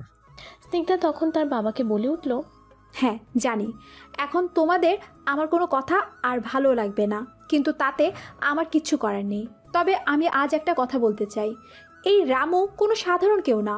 আমি জানি না তুমি ওকে কী দেখে কাজে রেখেছো, আর তার উপর আমাদের বাড়িতে রেখেছো। আমার ওকে প্রথম দিন থেকে খুব সন্দেহ হয়, আমার মোটেও ওকে ভালো লাগে না। স্নিগ্ধার কথা শুনে শীতলা দেবী বলে উঠলেন, তোর কেন রামুকে ভালো লাগে না? আর রামু তোর কি ক্ষতি করেছে? আর সন্দেহ, কিসের সন্দেহ হয় তোর? সেটা তুমি আজ ওকে জিজ্ঞাসা করো। আজও বাবার ফোনে কার সাথে কথা বলছিল, আর যদিও বা কথা বলছিল তাহলে সে ইংরেজিতে কিভাবে কথা বলতে পারে? আমাকে একটু বুঝিয়ে বলতে পারবে? আমি তো তোমাদের কাছেই শুনেছি রামু গ্রামের সহজ সরল মানুষ, আর গ্রামের মানুষ এত ভালো ইংলিশ বলতে পারে এটা তো আমার ধারণার বাহিরে। স্নিগ্ধার কথা শুনে আলোকরঞ্জন বাবু ও শীতলা দেবী রামুর দিকে তাকিয়ে রইলেন। রামু তখন কি বলবে খুঁজে পাচ্ছিল না। তখন সে আমতা আমতা করতে থাকে। সেই সুযোগে স্নিগ্ধা বলে ওঠে, দেখেছো, পেটে কোনো চুরি না থাকলে বা কোনো অপরাধবোধ না থাকলে এইভাবে কেউ আমতা আমতা করে না। আমি নিশ্চিত এর পিছনে কোনো কারণ আছে। তখন আলোকরঞ্জন বাবু রামুকে জিজ্ঞাসা করে, রামু, তুমি কি সত্যি ইংলিশে কথা বলছিলে? নিজের বাবার কথা শুনে স্নিগ্ধা বলে উঠল, ও, তার মানে আমার কথা তোমাদের বিশ্বাস হচ্ছে না, তাই তুমি ওকে আবার জিজ্ঞাসা করছো যে ও ইংলিশে কথা বলেছে কি না? আমি তো বলেছি ও ইংলিশে কথা বলেছিল। আমার কি কানগুলো খারাপ হয়ে গেছে? তুই আবার ভুল ভাবছিস, ইংলিশে কথা বলা তো অন্যায় নয়। আমি কখন বললাম যে ইংলিশে কথা বলাটা একটা অন্যায়? আমি শুধু এটা জানতে চেয়েছি যে গ্রাম থেকে এসেছে সে এত ভালো ইংলিশ কিভাবে বলতে পারে? সে কি আদৌ গ্রামের ছেলে বা অন্য কেউ? রামু স্নিগ্ধার এসব প্রশ্ন শুনে বেশ কিছুটা ঘাবড়ে যায়। তাই একবার চোখ বন্ধ করে দীর্ঘ নিঃশ্বাস ত্যাগ করে বলে উঠল, আসলে দিদিমণি, আমি আমাদের গ্রামে স্কুলে স্যারের কাছে ইংলিশে কথা বলা শিখেছি। রামুর কথা শুনে সবাই চুপ করে যায়। এরপর কেটে গেছে বেশ কয়েকটা মাস। আলোকরঞ্জন বাবুর কোম্পানিতে কিছু অসুবিধা হয়, আর সেটা নিয়ে আলোকরঞ্জন বাবু এখন প্রায় সময় খুব চিন্তায় থাকে। মনে মনে যেন কত কিছু ভেবে যান, আর সেটা রামুর দৃষ্টি এড়ায় না। সে বারে বারে জিজ্ঞাসা করে তার বড় বাবুকে তার কি হয়েছে, কিন্তু আলোকরঞ্জন বাবু রামুকে কিছুই জানায় না। তারপর অনেকটা জোরাজুরিতে আলোকরঞ্জন বাবু রামুকে সবটা বলে দেয় যে আসলে রামু, আমার কোম্পানির অবস্থা খুব একটা ভালো না। সামনে একটা মস্ত বড় অর্ডারের ডিল আছে। যদি সেই ডিলটা আমি পেয়ে যাই তাহলে আমার কোম্পানি আবার ঘুরে দাঁড়াতে পারবে, না হলে আমার কোম্পানি চিরদিনের মতো বন্ধ করে দিতে হবে। আর তুমি এটা নিশ্চয়ই বুঝতে পারছো যে একটা কোম্পানি বন্ধ হয়ে গেলে সেই কোম্পানিতে যারা কাজ করে তাদের সমস্ত কাজ চলে যাবে, তারা রাস্তায় এসে পড়বে। না খেয়ে খেতে পেয়ে আমার সব কর্মচারীর অবস্থা খুবই খারাপ হয়ে যাবে, আর আমি মালিক হয়ে সেসব কিভাবে দেখি বলো? তাই তো আমি চিন্তায় আছি। রামু আলোকরঞ্জন বাবুর কথা শুনে বেশ গভীর চিন্তায় পড়ে যায়। আর সেটা দেখে আলোকরঞ্জন বাবু বলে উঠলেন, রামু, কি ভাবছো? শুধু ভগবানের কাছে তুমি এইটুকু প্রার্থনা করো যে আমি যেন ডিলটা পেয়ে যাই। রামু তখন নিজের ভাবনার জগৎ থেকে বেরিয়ে এসে তার বাবুকে বলে উঠল, বড়বাবু, আপনি নিশ্চিন্ত থাকুন। আমার মন বলছে আপনি ডিলটা পাবেন। আপনার কোম্পানি বন্ধ হবে না। আপনি খুবই ভালো একজন মানুষ, আর ভালো মানুষের সাথে ভগবান কোনোদিনই কোনো খারাপ করে না। রামুর কথা শুনে আলোকরঞ্জন বাবু রামুকে বুকে টেনে নেয় আর মায়া ভরা কণ্ঠে বলে উঠলেন, তোমার কথাই যেন সত্যি হয় রামু। আমার এই কোম্পানির উপর ভরসা করে অনেক মানুষের সংসার চলে। আমি চাই না তাদের সংসারে যেন কোনো খারাপ অবস্থা হয়। এরপর দেখা যায় রামু সকলের আড়ালে কাউকে ফোন করে আর বলে, নিলয়, আমি তোকে যে কথাগুলো বলেছি এখন সেগুলো কান খুলে পরিষ্কার করে শুনে রাখ। সামনের যে ডিলটা আমার কোম্পানি থেকে হবে সেটা যেন আলোকরঞ্জন বাবুর কোম্পানি অর্থাৎ চক্রবর্তী অ্যান্ড কোম্পানি পায়, সেই ব্যবস্থা তুই করবি, ঠিক আছে? ঠিক আছে। এরপর নিলয় ফোনটা কেটে দেয়। এর কিছুদিন পর আলোকরঞ্জন বাবু 2 হাত ভরে মিষ্টির হাঁড়ি নিয়ে বাড়িতে ফেরে, আর খুশিতে সারা বাড়ি মাথায় করে নেয় আর চিৎকার করে রামুকে ডাকতে থাকে, রামু, রামু, তুমি কোথায়? তুমি যেখানে আছো তাড়াতাড়ি আমার সামনে এসো। আমি আজ খুবই খুশি। আমি সত্যিই আজ খুব খুশি। তুমি যা বলেছিলে তাই হয়েছে। শীতলা দেবী নিজের স্বামীকে এতটা খুশি হতে দেখে তিনিও আজ খুব খুশি। রামু আলোকরঞ্জন বাবুর চিৎকার শুনে বসার ঘরে এসে দেখে আজ আলোকরঞ্জন বাবু খুব খুশি। বড়বাবুকে এতটা খুশি হতে দেখে আজ রামু খুবই খুশি। আলোকরঞ্জন বাবু রামুকে দেখতে পেয়ে রামুর কাছে গিয়ে বুকে জড়িয়ে ধরে। স্নিগ্ধা দাঁড়িয়ে থেকে সবটা দেখতে থাকে। তারপর স্নিগ্ধা রাগ করে ঘর থেকে বেরিয়ে যায়। রামু সেটা লক্ষ্য করে। বেশ কিছুক্ষণ পর দেখা যায় যে স্নিগ্ধা অন্যমনস্ক হয়ে রাস্তায় হাঁটছিল, আর সামনে থেকে একটা গাড়ি খুব স্পিডে স্নিগ্ধার দিকে এগিয়ে আসছিল। স্নিগ্ধা সেই সব লক্ষ্য করেনি, আর তখনই কেউ একজন এসে স্নিগ্ধার হাত ধরে টেনে রাস্তা থেকে সাইডে নিয়ে গিয়ে দাঁড় করায়। ঘটনাটা অনেকটা তাড়াতাড়ি হওয়ার জন্য স্নিগ্ধা কিছুই বুঝতে পারছিল না, ভয়ে চোখ বন্ধ করে নিয়েছিল। আর যখন চোখ খোলে তখন স্নিগ্ধা তার সামনে একজন সুদর্শন যুবককে তার খুব কাছে দেখে। স্নিগ্ধা সেই ছেলেটিকে দেখেই তার মুখের ভাষা হারিয়ে ফেলে। স্নিগ্ধা কিছু বলার আগেই সেই ছেলেটি সেখান থেকে চলে যায়। তারপর যখন স্নিগ্ধা নিজেকে সামলে নিয়ে ছেলেটির যাওয়ার দিকে তাকিয়ে থাকে, আর তখন স্নিগ্ধার মনে হয় এই ছেলেটাকে আমি কোথাও একটা দেখেছি, কিন্তু কোথায় সেটা আমি ঠিক মনে করতে পারছি না। এই সকল কথা ভাবতে ভাবতে স্নিগ্ধা বাড়ি ফিরে আসে। ইতিমধ্যে রামুর বাবার আর বোনের তার দাদাকে দেখতে ইচ্ছে করার জন্য রহিম চাচার সাথে পরামর্শ করে তারা দুজনেই কলকাতায় চলে আসে রামুকে কিছু না জানিয়ে। যখন খবরটা রামু পায় তখন অশোকবাবু ও তার মেয়ে মিনু আলোকরঞ্জন বাবুর দরজার সামনে হাজির। রামু তার বাবা আর বোনকে দেখে যেন ভূত দেখার মতো ঘাবড়ে যায়। কী করবে কি বলবে রামু কিছুই বুঝতে পারছে না, তাই চুপচাপ সেখানে দাঁড়িয়ে রইল। তাই দেখে অশোকবাবু বলে উঠলেন, রামু, এতদিন পর আমি তোকে দেখলাম, কই তুই তো আমার কাছে এসে প্রণাম করলি না? শহরের হাওয়া বুঝি গায়ে লেগে গেছে? কথাটি শুনে তারপর রামু গিয়ে তার বাবাকে প্রণাম করলো, সাথে সাথে বোনকেও জিজ্ঞাসা করলো, বোন তুই ভালো আছিস?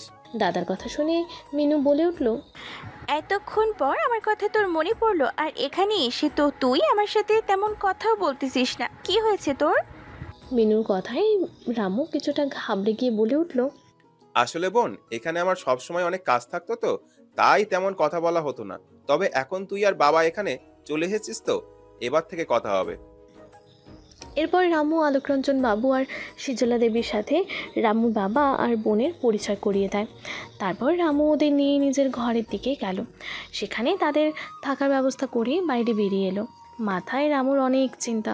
এরপর রামু কী করবে এইসব ভাবতে ভাবতে রামু মনে মনে বলে উঠল, সবকিছু কি সবাই তাহলে জেনে যাবে? কিন্তু এটা তো হতে দেয়া যাবে না। আমি কথা দিয়েছিলাম, সেই কথা যেমন করেই হোক আমাকে রাখতেই হবে।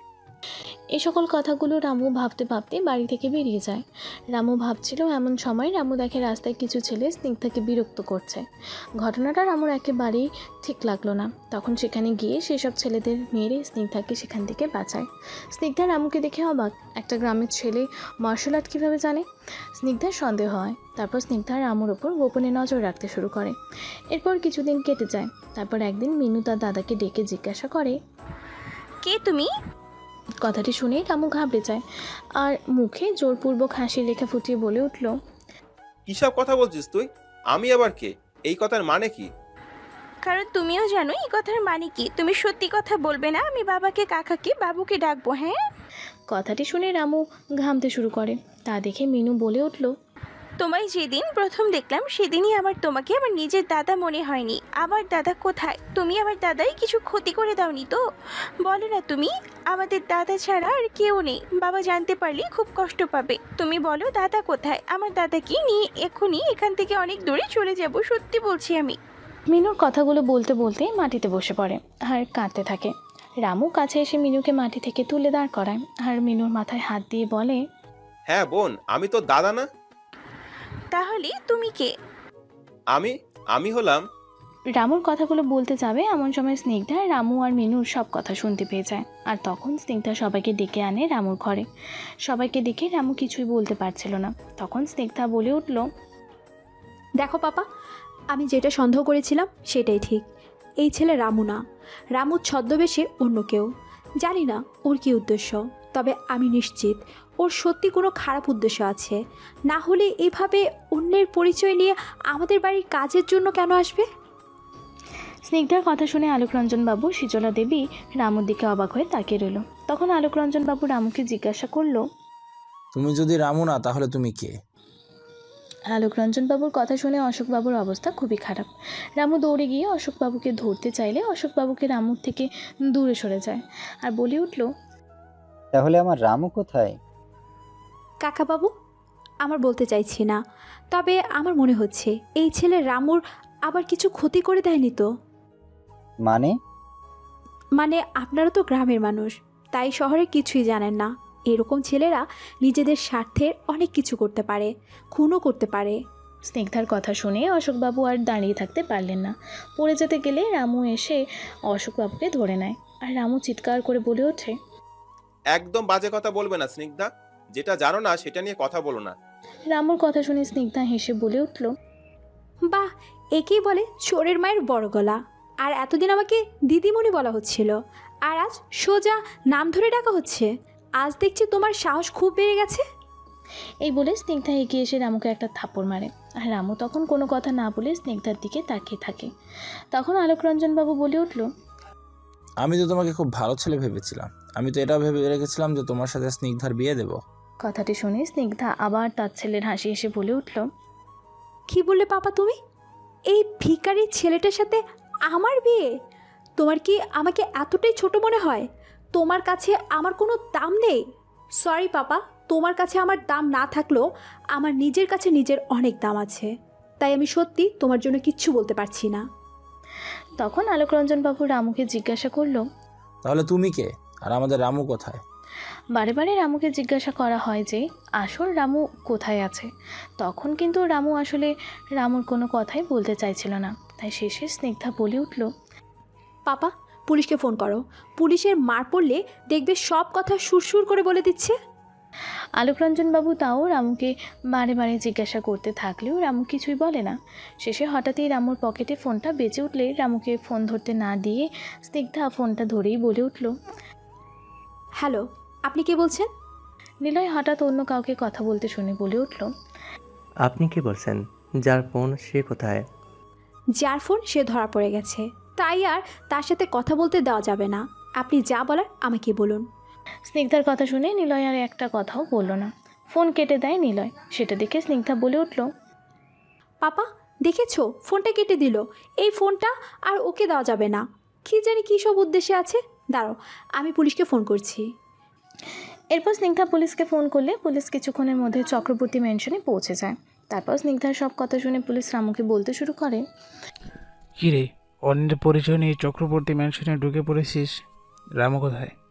এই বলে পুলিশ অফিসার নকল রামুর কলারে হাত দিতে যাবে, এমন সময় নকল রামু বলে উঠল, 1 মিনিট অফিসার। এই বলে রামু নিজের নকল গোফটা তুলে ফেলতেই আর চুলগুলোকে হাত দিয়ে ঠিক করতে পুলিশ অফিসার রামুকে দেখে বলে উঠল, এই কি স্যার, আপনি আপনি এখানে? আপনি এতদিন তাহলে এখানেই ছিলেন?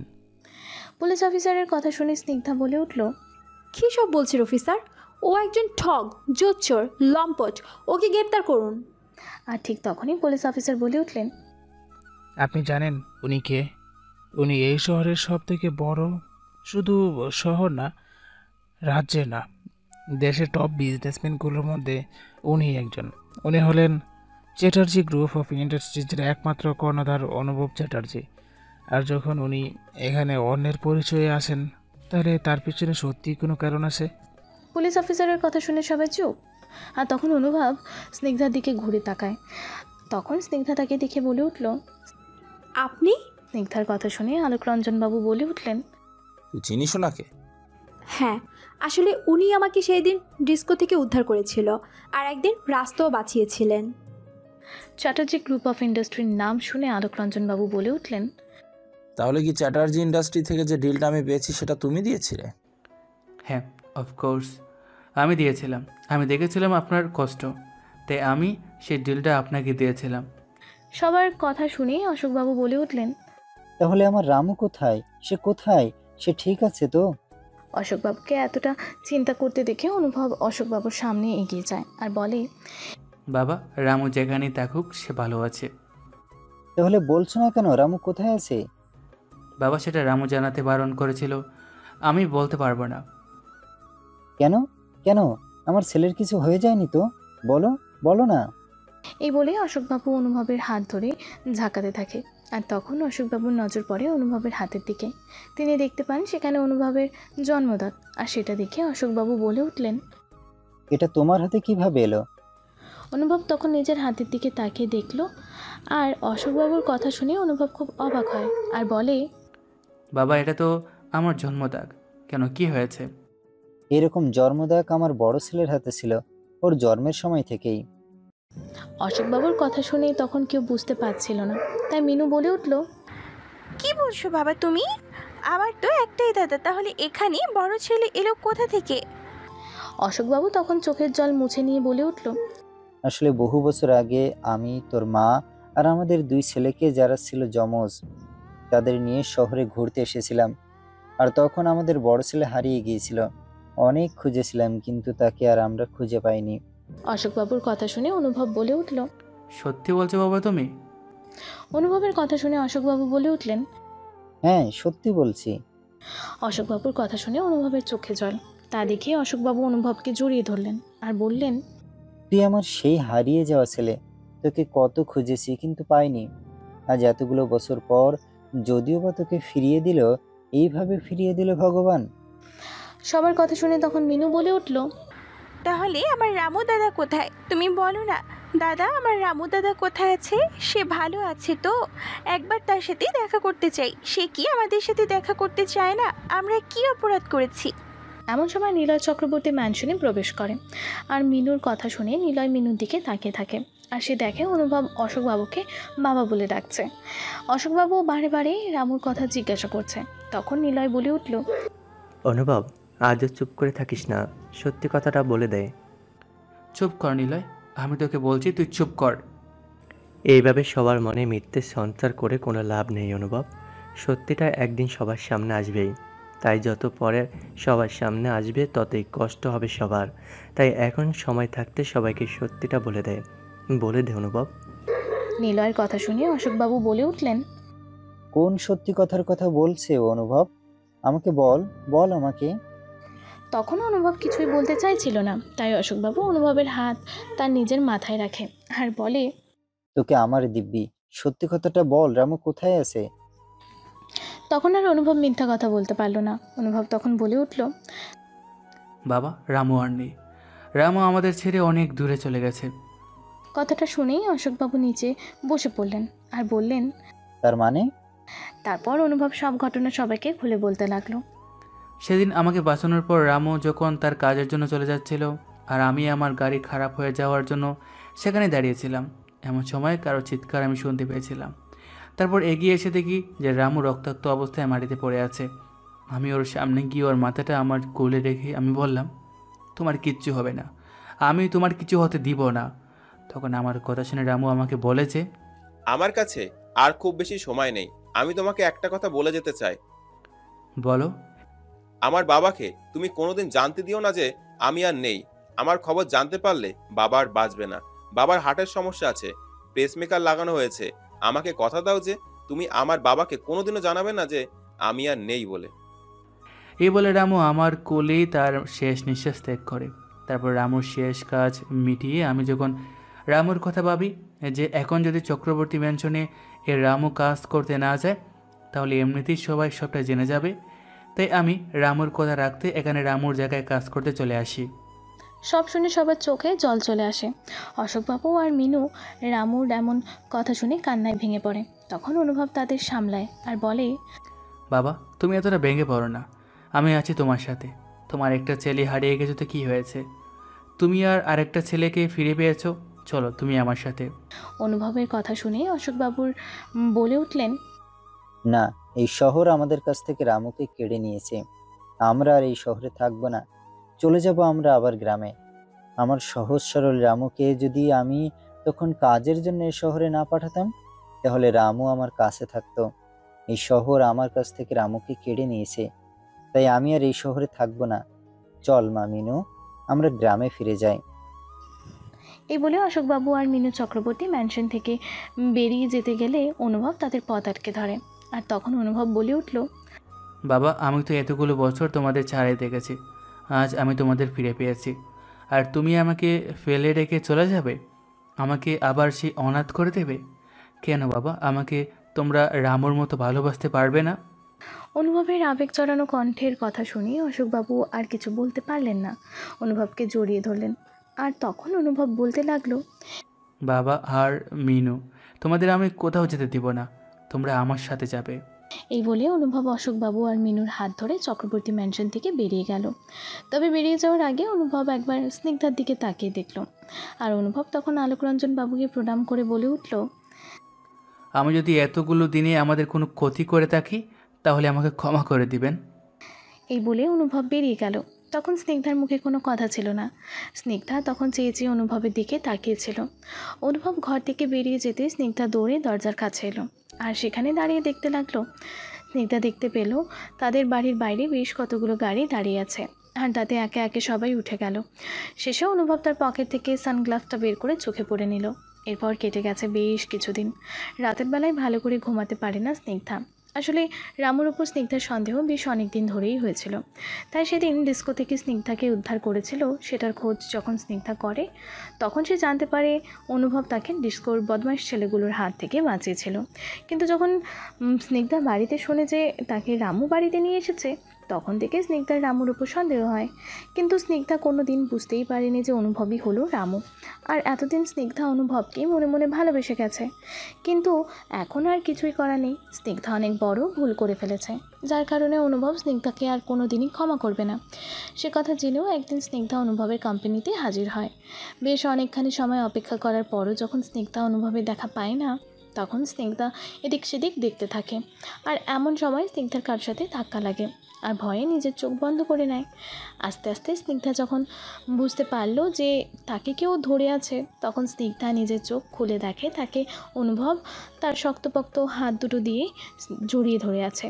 মুহূর্তের মধ্যে স্নিগ্ধা সে কথা বুঝতে পেরে সোজা হয়ে দাঁড়ায়। স্নিগ্ধা কোনো কথাই বলছিল না, তাই অনুভব কথা বলতে শুরু করলো আর বলে উঠল, তুমি এখনো কি করছো? কি ব্যাপার তোমার?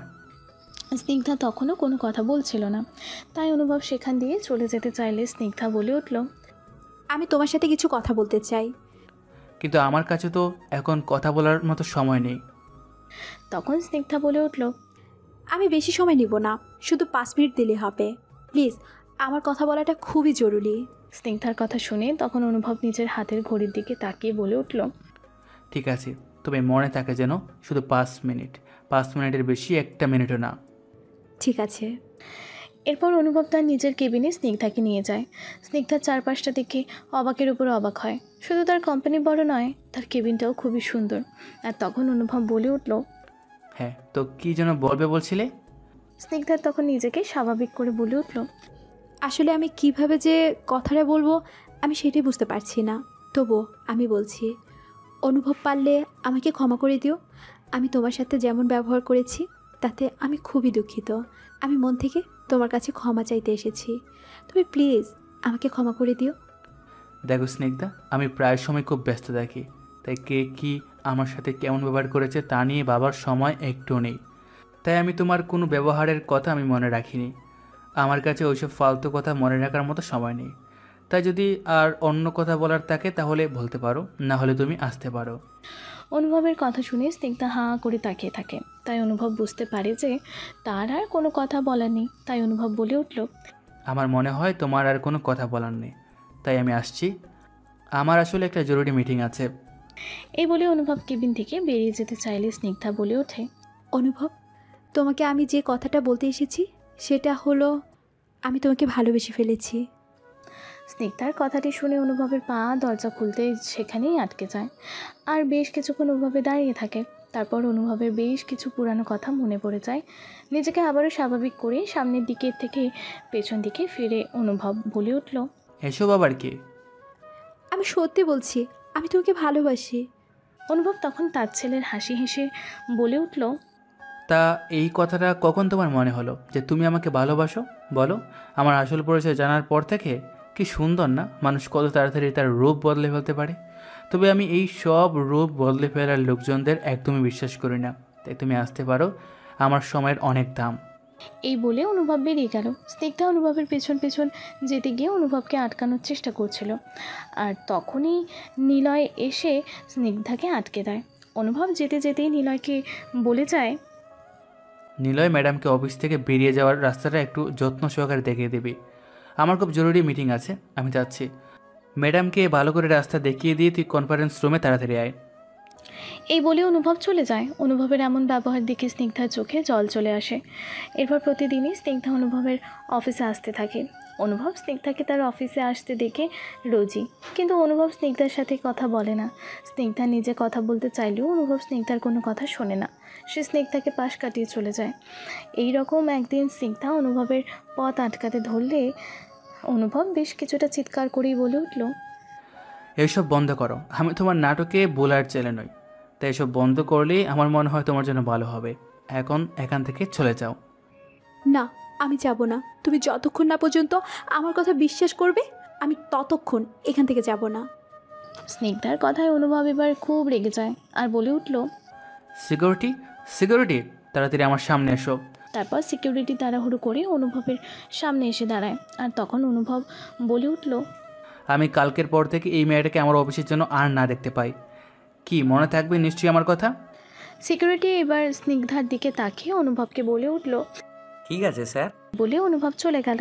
তবে যাওয়ার আগে এক ঝলক স্নিগ্ধার দিকে তাকিয়ে গেল। অনুভব দেখল স্নিগ্ধার চোখে জল, কিন্তু আজ আর তার কিছুই করার নেই। তাই অনুভব যেতে যেতেই মনে মনে বলে উঠল, তোমাকে বুঝতে হবে কাউকে কষ্ট দিলে সে কষ্ট নিজেকেও ভোগ করতে হয়। তোমাকেও কষ্ট পেতে হবে, ঠিক যতটা কষ্ট আমি পেয়েছিলাম। চলুন ম্যাডাম। সিকিউরিটির কথা শুনে স্নিগ্ধা নিজের চোখের জল মুছে অফিস থেকে বেরিয়ে গেল। অনুভব সেটা দেখলো। তারপর সকাল গড়িয়ে বিকেল হয়ে যায়, তারপর বিকেল থেকে সন্ধ্যা। আর অফিস যখন সবার ছুটি হয়ে যায় তখন অনুভব আর নিলয় অফিস থেকে বেরিয়ে বাড়ি ফেরার সময় অনুভব লক্ষ্য করলো স্নিগ্ধা অফিসের বাইরে দাঁড়িয়ে আছে। অনুভব প্রথমে দেখে অবাক হলো, তারপর আবার মুখ ফিরিয়ে চলে গেল। স্নিগ্ধা সেটা দাঁড়িয়ে থেকে লক্ষ্য করলো। অনুভব গাড়িতে চেপে বাড়ি চলে যায়। স্নিগ্ধা ওখানেই দাঁড়িয়ে থাকে। রাত যখন 8টা বাজে তখন অফিসের সিকিউরিটি গার্ড অনুভবকে ফোন করে আর বলে, স্যার, সকালে যে ম্যাডামকে আপনি অফিস থেকে বেরিয়ে যেতে বলেছিলেন সেই ম্যাডামটা এখনও অফিসের বাইরে দাঁড়িয়ে আছে। মেঘের অবস্থা ভালো না, বৃষ্টি হতে পারে, কিন্তু উনি আমার কথা শুনছেন না।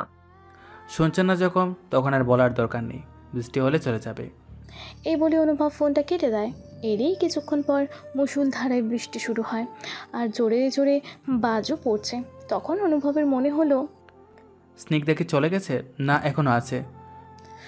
এরপর অনুভব সিকিউরিটিকে ফোন করে জিজ্ঞাসা করে, সে ম্যাডাম চলে গেছে নিশ্চয়ই? না স্যার, উনি এখনও অফিসের বাইরে দাঁড়িয়ে আছে। কি এখনো দাঁড়িয়ে আছে? হ্যাঁ স্যার। সিকিউরিটির কথা শুনে গাড়ির চাবি নিয়ে অনুভব বাড়ি থেকে বেরোতে গেলে মিনু জিজ্ঞাসা করে, কোথায় যাচ্ছিস দাদা? খুব জরুরি কাজ আছে। এই বৃষ্টির মধ্যে? হ্যাঁ, এখনই যেতে হবে। এরপর অনুভব আর কোনো কথা না বলে নিজের গাড়ি নিয়ে বেরিয়ে পড়ে। অফিসের কাছে এসে দেখে স্নিগ্ধা এখনও সেই একই জায়গায় দাঁড়িয়ে আছে। অনুভব গাড়ি থামিয়ে স্নিগ্ধার কাছে গেল আর বলে উঠল, তুমি কি পাগল হয়ে গেছো? এই বৃষ্টির মধ্যে দাঁড়িয়ে দাঁড়িয়ে বিচ্ছ, বাড়ি ফিরে যাও। অনুভবের কথা শুনে স্নিগ্ধা হাসতে লাগলো আর তা দেখে অনুভব বলে উঠল, তুমি হাসছো কেন? কি হলো? আমার কথার উত্তর দাও। এরপর হঠাৎই স্নিগ্ধা জ্ঞান হারিয়ে ঢলে পড়ে আর তখনই অনুভব স্নিগ্ধাকে ধরে নেয়। বারে বারে অনুভব স্নিগ্ধাকে ডাকতে থাকলেও স্নিগ্ধার জ্ঞান ফেরে না। স্নিগ্ধার গায়ে হাত দিয়ে অনুভব বুঝতে পারলেও স্নিগ্ধার খুব জ্বর এসেছে। তাই এই অবস্থায় কী করবে বুঝতে না পেরে অনুভব স্নিগ্ধাকে হাসপাতালে নিয়ে আসে।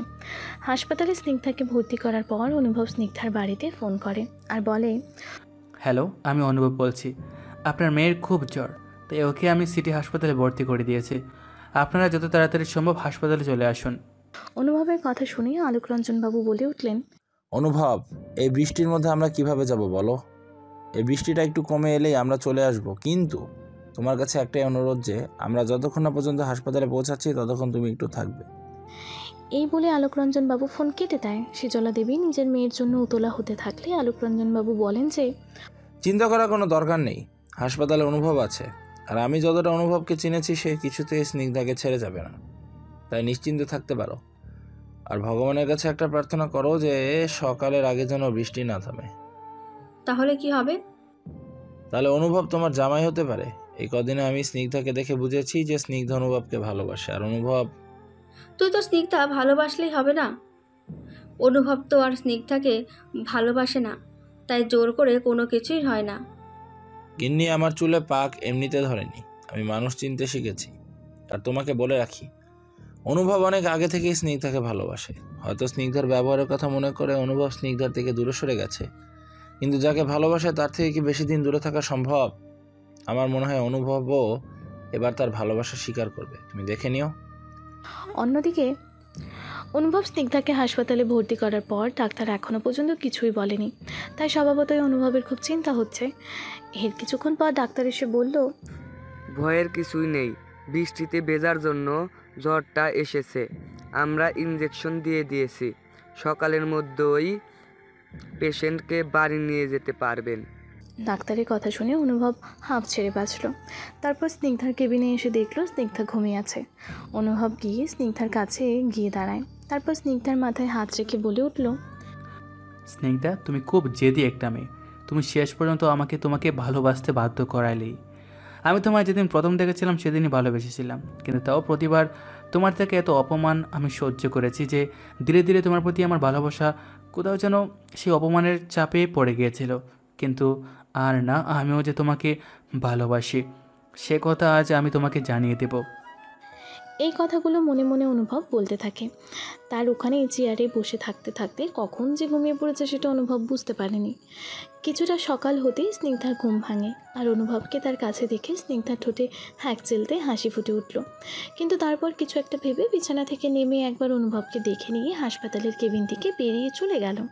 অনুভবের ঘুম ভাঙলে বিছানায় স্নিগ্ধাকে দেখতে না পেয়ে অনুভব ডাক্তার, নার্স বলে চিৎকার করতে থাকে। অনুভবের চিৎকার শুনে একজন নার্স এসে বলল, ম্যাডাম তো চলে গেছে। চলে গেছে মানে? উনি বললেন উনি বাড়ি যেতে চান, তাই বাড়ি চলে গেছে।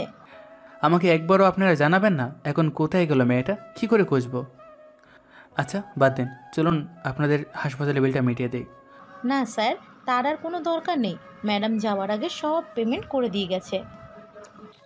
কথাটা শুনে অনুভবের খুব রাগ হলো।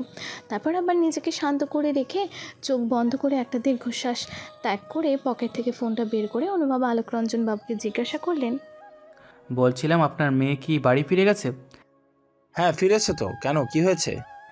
অনুভব আর কোনো কথা বলল না। ফোন কেটে সোজা চক্রবর্তী ম্যানশনে চলে আসে আর বাড়ির দরজার সামনে স্নিগ্ধার নাম ধরে চিৎকার করতে থাকে। অনুভবের চিৎকার শুনে আলোক রঞ্জন বাবু আর সৃজলা দেবী নিজের ঘর থেকে বেরিয়ে এলেন। আর অনুভবকে এতটা রেগে থাকতে দেখে আলোক রঞ্জন বাবু বলে উঠলেন, কি হয়েছে অনুভব, এভাবে চিৎকার চেঁচামেচি করছো কেন?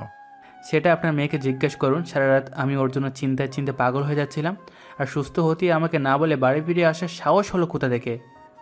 আর তখনই স্নিগ্ধা ঘর থেকে বেরিয়ে এসে বলে উঠল, সে আমার জন্য আপনার মূল্যবান সময় নষ্ট হয়েছে, তার জন্য আমি সত্যিই দুঃখিত। অনুভব তখন স্নিগ্ধার কাছে এসে বলতে লাগলো, তুমি বাড়ি বাড়ি আমার সাথে এমন করো কেন? আমাকে ক্ষমা করবেন, আর কোনো দিন আমি এমন কিছু করব না, কথা দিচ্ছি। আরেকটা কথা, সামনের সপ্তাহে আমি বিয়ে করছি। আপনাকে বাড়িতে গিয়ে নিমন্ত্রণ দিয়ে আসবো, সাথে সবাইকে নিমন্ত্রণ দিয়ে আসবো, কিন্তু তাও আমি আপনাকে আগে থেকে বলে রাখলাম। এই কথাগুলো বলে স্নিগ্ধা নিজের ঘরে চলে গেল। অনুভব আর কোনো কথা বলতে পারল না। চুপচাপ সে চক্রবর্তী ম্যানশন থেকে বেরিয়ে এলো। তারপর থেকেই অনুভবের মন খুব খারাপ। এরই মাঝে একদিন এসে স্নিগ্ধা কার্ড দিয়ে সবাইকে নিমন্ত্রণ করে গেছে, কিন্তু সেই কার্ড না স্নিগ্ধা দেখেছে আর না অনুভব দেখেছে। অনুভব রাগের মাথায় সেই কার্ড ছেড়ে ফেলেছে। অনুভবের এমন অবস্থা দেখে অশোকবাবু আর মিনু দুজনেই অনুভবকে বুঝিয়েছে, আর তাতে অনুভব স্নিগ্ধার সাথে কথা বলতে চেয়েছে, কিন্তু স্নিগ্ধা আর অনুভবের সাথে দেখাও করেনি আর কোনো কথাও বলেনি। এরপর সেই বিয়ের দিন আগত স্নিগ্ধা কোণে সেজে বসে আছে। স্নিগ্ধার মনে কোনো আনন্দ নেই। এমন সময় একজন গেয়ে উঠল, हीरे शहरा बांध के मैं तो आया रे, डोली बारात भी साथ में मैं तो लाया रे, ओ हीरे शहरा बांध के मैं तो आया रे, डोली बारात भी साथ में मैं तो लाया रे, अब तो ना होता है एक रोज़ इंतज़ार सोनी, आज नहीं तो कल है, तुझको तो बस मेरी होनी है, तेनू लेके मैं जावांगा, दिल दे के मैं जावांगा, तेनू लेके मैं जावांगा, दिल दे के मैं जावांगा। গান শুনে স্নিগ্ধা ঘর থেকে বেরিয়ে আসে আর সে দেখতে পায় অনুভব বরের বেশে তাদের বাড়ির দরগড়ায় দাঁড়িয়ে আছে আর গান গাইছে। স্নিগ্ধা এসব দেখে খুবই অবাক, আর তখন স্নিগ্ধা বলে উঠল, এসব করে আর কোনো লাভ নেই, আর কিছুক্ষণের মধ্যেই আমার হবু বর তাদের লোকজন নিয়ে চলে আসবে। তাই আপনারা সকলে এখান থেকে চলে যান। স্নিগ্ধার কথা শুনে অনুভব বলে উঠল, বর তো অলরেডি চলে এসেছে তোমাকে বিয়ে করতে। মানে? মানেটা হলো আজকে সন্ধে বর আমি আর কনে তুমি, এরপর চলো বিয়েটা আমরা করে নিই। অনুভবের কথা শুনে স্নিগ্ধা বলে উঠল, না, কিছুতেই না। এই বলে স্নিগ্ধা ঘরের ভিতর চলে গেল। তা দেখে অনুভবও স্নিগ্ধার পেছন পেছন যেতে লাগলো। আর তখন আলোকরঞ্জন বাবু বলে উঠল, স্নিগ্ধা মা আমার, অনুভব তোকে সত্যি খুব ভালোবাসে, আর তোর অনেক আগে থেকে। ওকে তুই ফিরিয়ে দিস না। আলোকরঞ্জন বাবুর কথার পর অশোকবাবু বলে উঠলেন, হ্যাঁ স্নিগ্ধা মা, অনুভব তোমাকে খুব ভালোবাসে। সাথে মিনুও বলে উঠল, হ্যাঁ স্নিগ্ধা দি, দাদা তোমাকে অনেক ভালোবাসে, দেখবে দাদা তোমার কোনো অযত্ন হতে দিবে না। সবার কথা শুনে স্নিগ্ধা নিজের ঘরে চলে যায়। অনুভব সহ সবাই তখন অনেক চিন্তায় থাকে যে এবার স্নিগ্ধার সিদ্ধান্ত কী হবে। সবাই তখন বিয়ের আসরে স্নিগ্ধার জন্য অপেক্ষা করতে থাকে। বিয়ের লগ্ন বয়ে যাচ্ছে। পুরোহিত মশাই এবার বলে উঠল, কি ব্যাপার, বিয়ে হবে না নাকি? এইভাবে আর কতক্ষণ বসে থাকবো? পুরোহিত মশাইয়ের কথা শুনে শীতলা দেবী স্নিগ্ধার ঘরে গেল। বাইরে থেকে অনেক ভার স্নিগ্ধাকে ডাকলো, কিন্তু স্নিগ্ধা কোনো উত্তর দিল না। তাই এবার দরজার টোকা দিতেই দরজা খুলে গেল। শীতলা দেবী ভেতরে গিয়ে দেখলো স্নিগ্ধা কোথাও নেই। তাহলে মেয়েটা গেল কোথায়? এরপর শীতলা দেবী বিয়ের আসরে এসে আলোকরঞ্জন বাবুকে আলাদা করে ডেকে বলে উঠল, বলছি শোন না, স্নিগ্ধা ওর ঘরে কোথাও নেই। কি হবে এবার? মেয়েটা কি কাউকে কিছু না বলে এই বিয়ে থেকে বাঁচার জন্য পালিয়ে গেল? শীতলা দেবীর কথা শুনে আলোকরঞ্জন বাবু বলে উঠলেন, সেটা স্নিগ্ধা কিছুতেই করবে না। সে জানে এতে তার বাবা মায়ের সম্মান জড়িয়ে আছে, কিন্তু তবুও মেয়েটা গেল কোথায় সেটাই আমাকে ভাবাচ্ছে। চলো দেখি স্নিগ্ধা কোথায় গেল। তুমি স্নিগ্ধাকে ফোন করেছিলে? হ্যাঁ করেছিলাম, কিন্তু বন্ধ বলছে। এবার আমার চিন্তা হচ্ছে স্নিগ্ধা কি এমন কাজ করতে পারে। না শিজলা, আমি আমার মেয়েকে চিনি, সে এমন কাজ কোনোদিন করবে না। আলোকরঞ্জন বাবু আর শীতলা দেবী কোনো বিষয় নিয়ে খুব চিন্তা করতে দেখে অনুভব সামনে এগিয়ে এলো আর জিজ্ঞাসা করলো, কি হয়েছে, কোনো অসুবিধা? অনুভবের কথা শুনেই আলোকরঞ্জন বাবু আর শীতলা দেবী একে অপরের দিকে তাকিয়ে রইল। তা দেখে অনুভব বুঝতে পারল নিশ্চয়ই কিছু একটা হয়েছে। তাই অনেক জোর করার পর শীতলা দেবী অনুভবকে বলে উঠল, আসলে স্নিগ্ধাকে আমরা কোথাও খুঁজে পাচ্ছি না। অনুভব কথাটি শুনে পুরো থমকে যায় আর মনে মনে ভাবে, স্নিগ্ধার অভিমান কি স্নিগ্ধার ভালোবাসার থেকেও বড়? এই ভেবে স্নিগ্ধা চলে যেতে পারলো। অনুভব কেমন চুপ করে থাকতে দেখে আলোকরঞ্জন বাবু বলে উঠলেন, কি ভাবছো অনুভব? আর তো বাবার কিছুই নেই, স্নিগ্ধা এই বিয়েটা করবে না বলেই সে চলে গেছে। অনুভবের কথা শুনেই আলোকরঞ্জন বাবু বলে উঠলেন, তুমি ভুল ভাবছো। স্নিগ্ধা কোনোদিনই এইভাবে সবাইকে ছেড়ে কোথাও যাবে না, যেখানে ওর বাবা মায়ের সম্মান জড়িয়ে আছে। আমার তো স্নিগ্ধার চলে যাওয়ার পিছনে অন্য কোনো কারণ আছে বলে মনে হয়। আর কি কারণ থাকতে পারে বলুন? আর কোনো কারণ নেই, সে আমার সাথে বিয়েটা করতে চায় না, তাই চলে গেছে। অনুভব কথাগুলো বেশ জোর গলায় বলতে লাগলে বিয়ের আসরে সবাই সেই সব কথা শোনে। আর তখন নিলয়, অশোকবাবু, মিনু অনুভবের কাছে চলে এসে আর জিজ্ঞাসা করে যে কী হয়েছে। তখন অনুভব জানায় যে স্নিগ্ধা এই বিয়েটা করবে না বলে সবার আড়ালেই বিয়ের আসর ছেড়ে চলে গেছে। কথাটি বলেই অনুভব বিয়ের মণ্ডপ ছেড়ে চলে আসতে গেলে হঠাৎ করেই অনুভবের ফোনটা বেজে উঠল। আর ফোনটা রিসিভ করতে ওপাশ থেকে কেউ একজন ছেলে বলে উঠল, কি তোর বিয়ের কোণে নেই? কি ভাবছিস পালিয়ে গেছি? কিন্তু তুই ভুল ভাবছিস, আমি ওকে তুলে নিয়ে এসেছি। তুই বলেছিলিস না সাহস থাকলে তোর সাথে সামনাসামনি লড়াই করতে? নে, আমি লড়াই শুরু করে দিয়েছি, এবার তোর পালা। এই বলে সেই ছেলে ফোন কেটে দেয়। আর তখন অনুভব চিন্টু বলে চিৎকার করে উঠল। সেটা দেখে নিলয় সামনে এসে অনুভবকে জিজ্ঞাসা করলো কিছু কথা। আর তখনই ওরা দুজনে সেখান থেকে বেরিয়ে যেতে গেলে আলোকরঞ্জন বাবু জিজ্ঞাসা করে উঠল, কি হয়েছে অনুভব? অনুভব কি বলবে সেটাই বুঝতে না পেরে বলে উঠল, আপনারা সবাই এখানে থাকবেন, আমি স্নিগ্ধাকে নিয়ে ফিরে আসছি। এরপর নিলয় আর অনুভব বেরিয়ে গেল। স্নিগ্ধার ফোন ট্র্যাক করে তারা দুজনেই একটা অনেক দিনের ভাঙা বন্ধ ফ্যাক্টরির ভেতর এলো। বেশ কিছুক্ষণ দুজনে চারিদিকে খোঁজাখুঁজি করেও স্নিগ্ধার কোনো খবর পেল না। সারা ফ্যাক্টরি তন্ন তন্ন করে খুঁজেও তারা স্নিগ্ধার যখন কোনো খোঁজ পেল না, তখন তারা সেখান থেকে বেরিয়ে আসতে গেলে অনুভব স্নিগ্ধার পায়ের জুতো দেখতে পায়। তারপর সেই জায়গাটায় কান লাগিয়ে শুনেছে মাটির নিচে থেকে কারোর গোঙানোর শব্দ শুনতে পাচ্ছে। তারপর চারিদিকে খুঁজতে থাকে, নিচে যাওয়ার কোনো রাস্তা নিশ্চয়ই থাকবে। তারপর তারা সেই রাস্তা দেখতে পায়। তারপর সেই রাস্তা ধরে নিচে নেমে অনুভব আর নিলয় দেখতে পেল স্নিগ্ধাকে একটা চেয়ারে বসিয়ে দড়ি দিয়ে বেঁধে রাখা হয়েছে। তারপর তারা দেখলো স্নিগ্ধার আশেপাশে অনেক লোক আছে। একে একে অনুভব আর নিলয় তাদের উপর হামলা করে সবাইকে আহত করতে থাকে। শেষে চিন্টু নিজের বাঁচার কোনো রাস্তা না পেয়ে স্নিগ্ধার মাথায় বন্দুক ঠাকায় রাখে। অনুভব তা দেখে বলে উঠল, দেখ চিন্টু, তোর শত্রুতা আমার সাথে, ওকে কেন তুই নিয়ে এসেছিস? ওকে ছেড়ে দে। আমার কি মাথা খারাপ? তোর কি মনে হয় আমাকে পাগলা কুকুরে কামড়াইছে? আমি জানি এই মেয়ের মধ্যে তোর প্রাণ ভোমরা আছে। ওকে ছেড়ে দিলে তো তুই পাগল সিংহ হয়ে উঠবি, তখন তুই আবাকে শেষ করে ফেলবি। সেটা তো আমি হতে দিতে পারি না। অনুভব তখন নানা কথা বলে চিন্টুর মনটা অন্যদিকে ঘোরানোর চেষ্টা করে, আর তাতে অনুভব সফল হয়। আর ঠিক তখনই নিলয় চিন্টুর পেছনে এসে চিন্টুর হাত থেকে বন্দুকটা কেড়ে নেয়। আর তখনই পুলিশ চলে আসে। আসলে এই গোপন জায়গায় ঢোকার আগেই তারা দুজনে পুলিশকে সবটা বলে দিয়েছিল। পুলিশ এসে সব গুন্ডাদের নিয়ে যায় আর চিন্টুকেও নিয়ে যায়। নিয়ে যেতে যেতেই অনুভবকে বলে উঠল, আমি আবার ফিরে আসব, তারপর তোকে শেষ করে ফেলবো। অনুভব চিন্টুর কথা শুনে বলে উঠল, আমি তোর জন্য অপেক্ষা করব। আগের বার আমার গাড়ির ব্রেক ফেল করিয়েছিলি, তারপর তখন আমি তোকে খুঁজে পুলিশের হাতে দিয়েছিলাম। এবারও পুলিশের হাতে তোকে তুলে দিলাম, যা আরও কিছুদিন জেলের হাওয়া খেয়ে আয়। তারপর আর অনুভব চিন্টুর কথা কান না দিয়ে স্নিগ্ধার কাছে এসে দাঁড়ালো। অনুভব দেখলো স্নিগ্ধার তখনও ভালো করে জ্ঞান ফেরেনি। আসলে স্নিগ্ধাকে বাড়ি থেকে তুলে আনার সময় যে ক্লোরোফর্মটা দিয়ে স্নিগ্ধাকে অজ্ঞান করেছিল, সেই ক্লোরোফর্মের মাত্রা এখনও অনেকটা থাকার জন্য স্নিগ্ধার জ্ঞান নেই। তাই অনুভব স্নিগ্ধাকে কোলে নিয়ে বাড়ি নিয়ে এলো। তারপর স্নিগ্ধার জ্ঞান ফিরলে অনুভব চলে যেতে চাইলে স্নিগ্ধা অনুভবের হাত টেনে ধরে বলে উঠল, কোথায় যাচ্ছ? আমাকে বিয়ে করবে না? স্নিগ্ধার কথা শোনার পরে অনুভব স্নিগ্ধার কাছে গিয়ে বলে উঠল, আপনার অনুমতি পেলেই বিয়ের সানায় আবার বেঁচে উঠবে। অনুভবের কথা শুনে স্নিগ্ধা অল্প হেসে বলে উঠল, দিলাম অনুমতি। স্নিগ্ধার কথা শুনে সকলের মুখে হাসি ফুটে উঠল। তারপর খুব ধুমধাম করে অনুভব আর স্নিগ্ধার বিয়ে হয়ে গেল। বাসর ঘরে বসে সবাই আনন্দ ফুর্তি করছে। এমন সময় নিলয় বলে উঠল, অনুভব, তোর তো বিয়ে হয়ে গেল, এবার আমারও বিয়ের ব্যবস্থাটা তোকেই দায়িত্ব নিয়ে করতে হবে। নিলয়ের কথা শুনে অনুভব বলে উঠল, শুধু তুই পাত্রীটা দেখে রাখ, বিয়েটা আমি দাঁড়িয়ে থেকে করিয়ে দেব। আফটার অল আমার বেস্ট ফ্রেন্ড বলে কথা। অনুভবের কথা শুনে নিলয় বলে উঠল, পাত্রী আমার দেখা আছে, কিন্তু তার জন্য তোর অনুমতি লাগবে।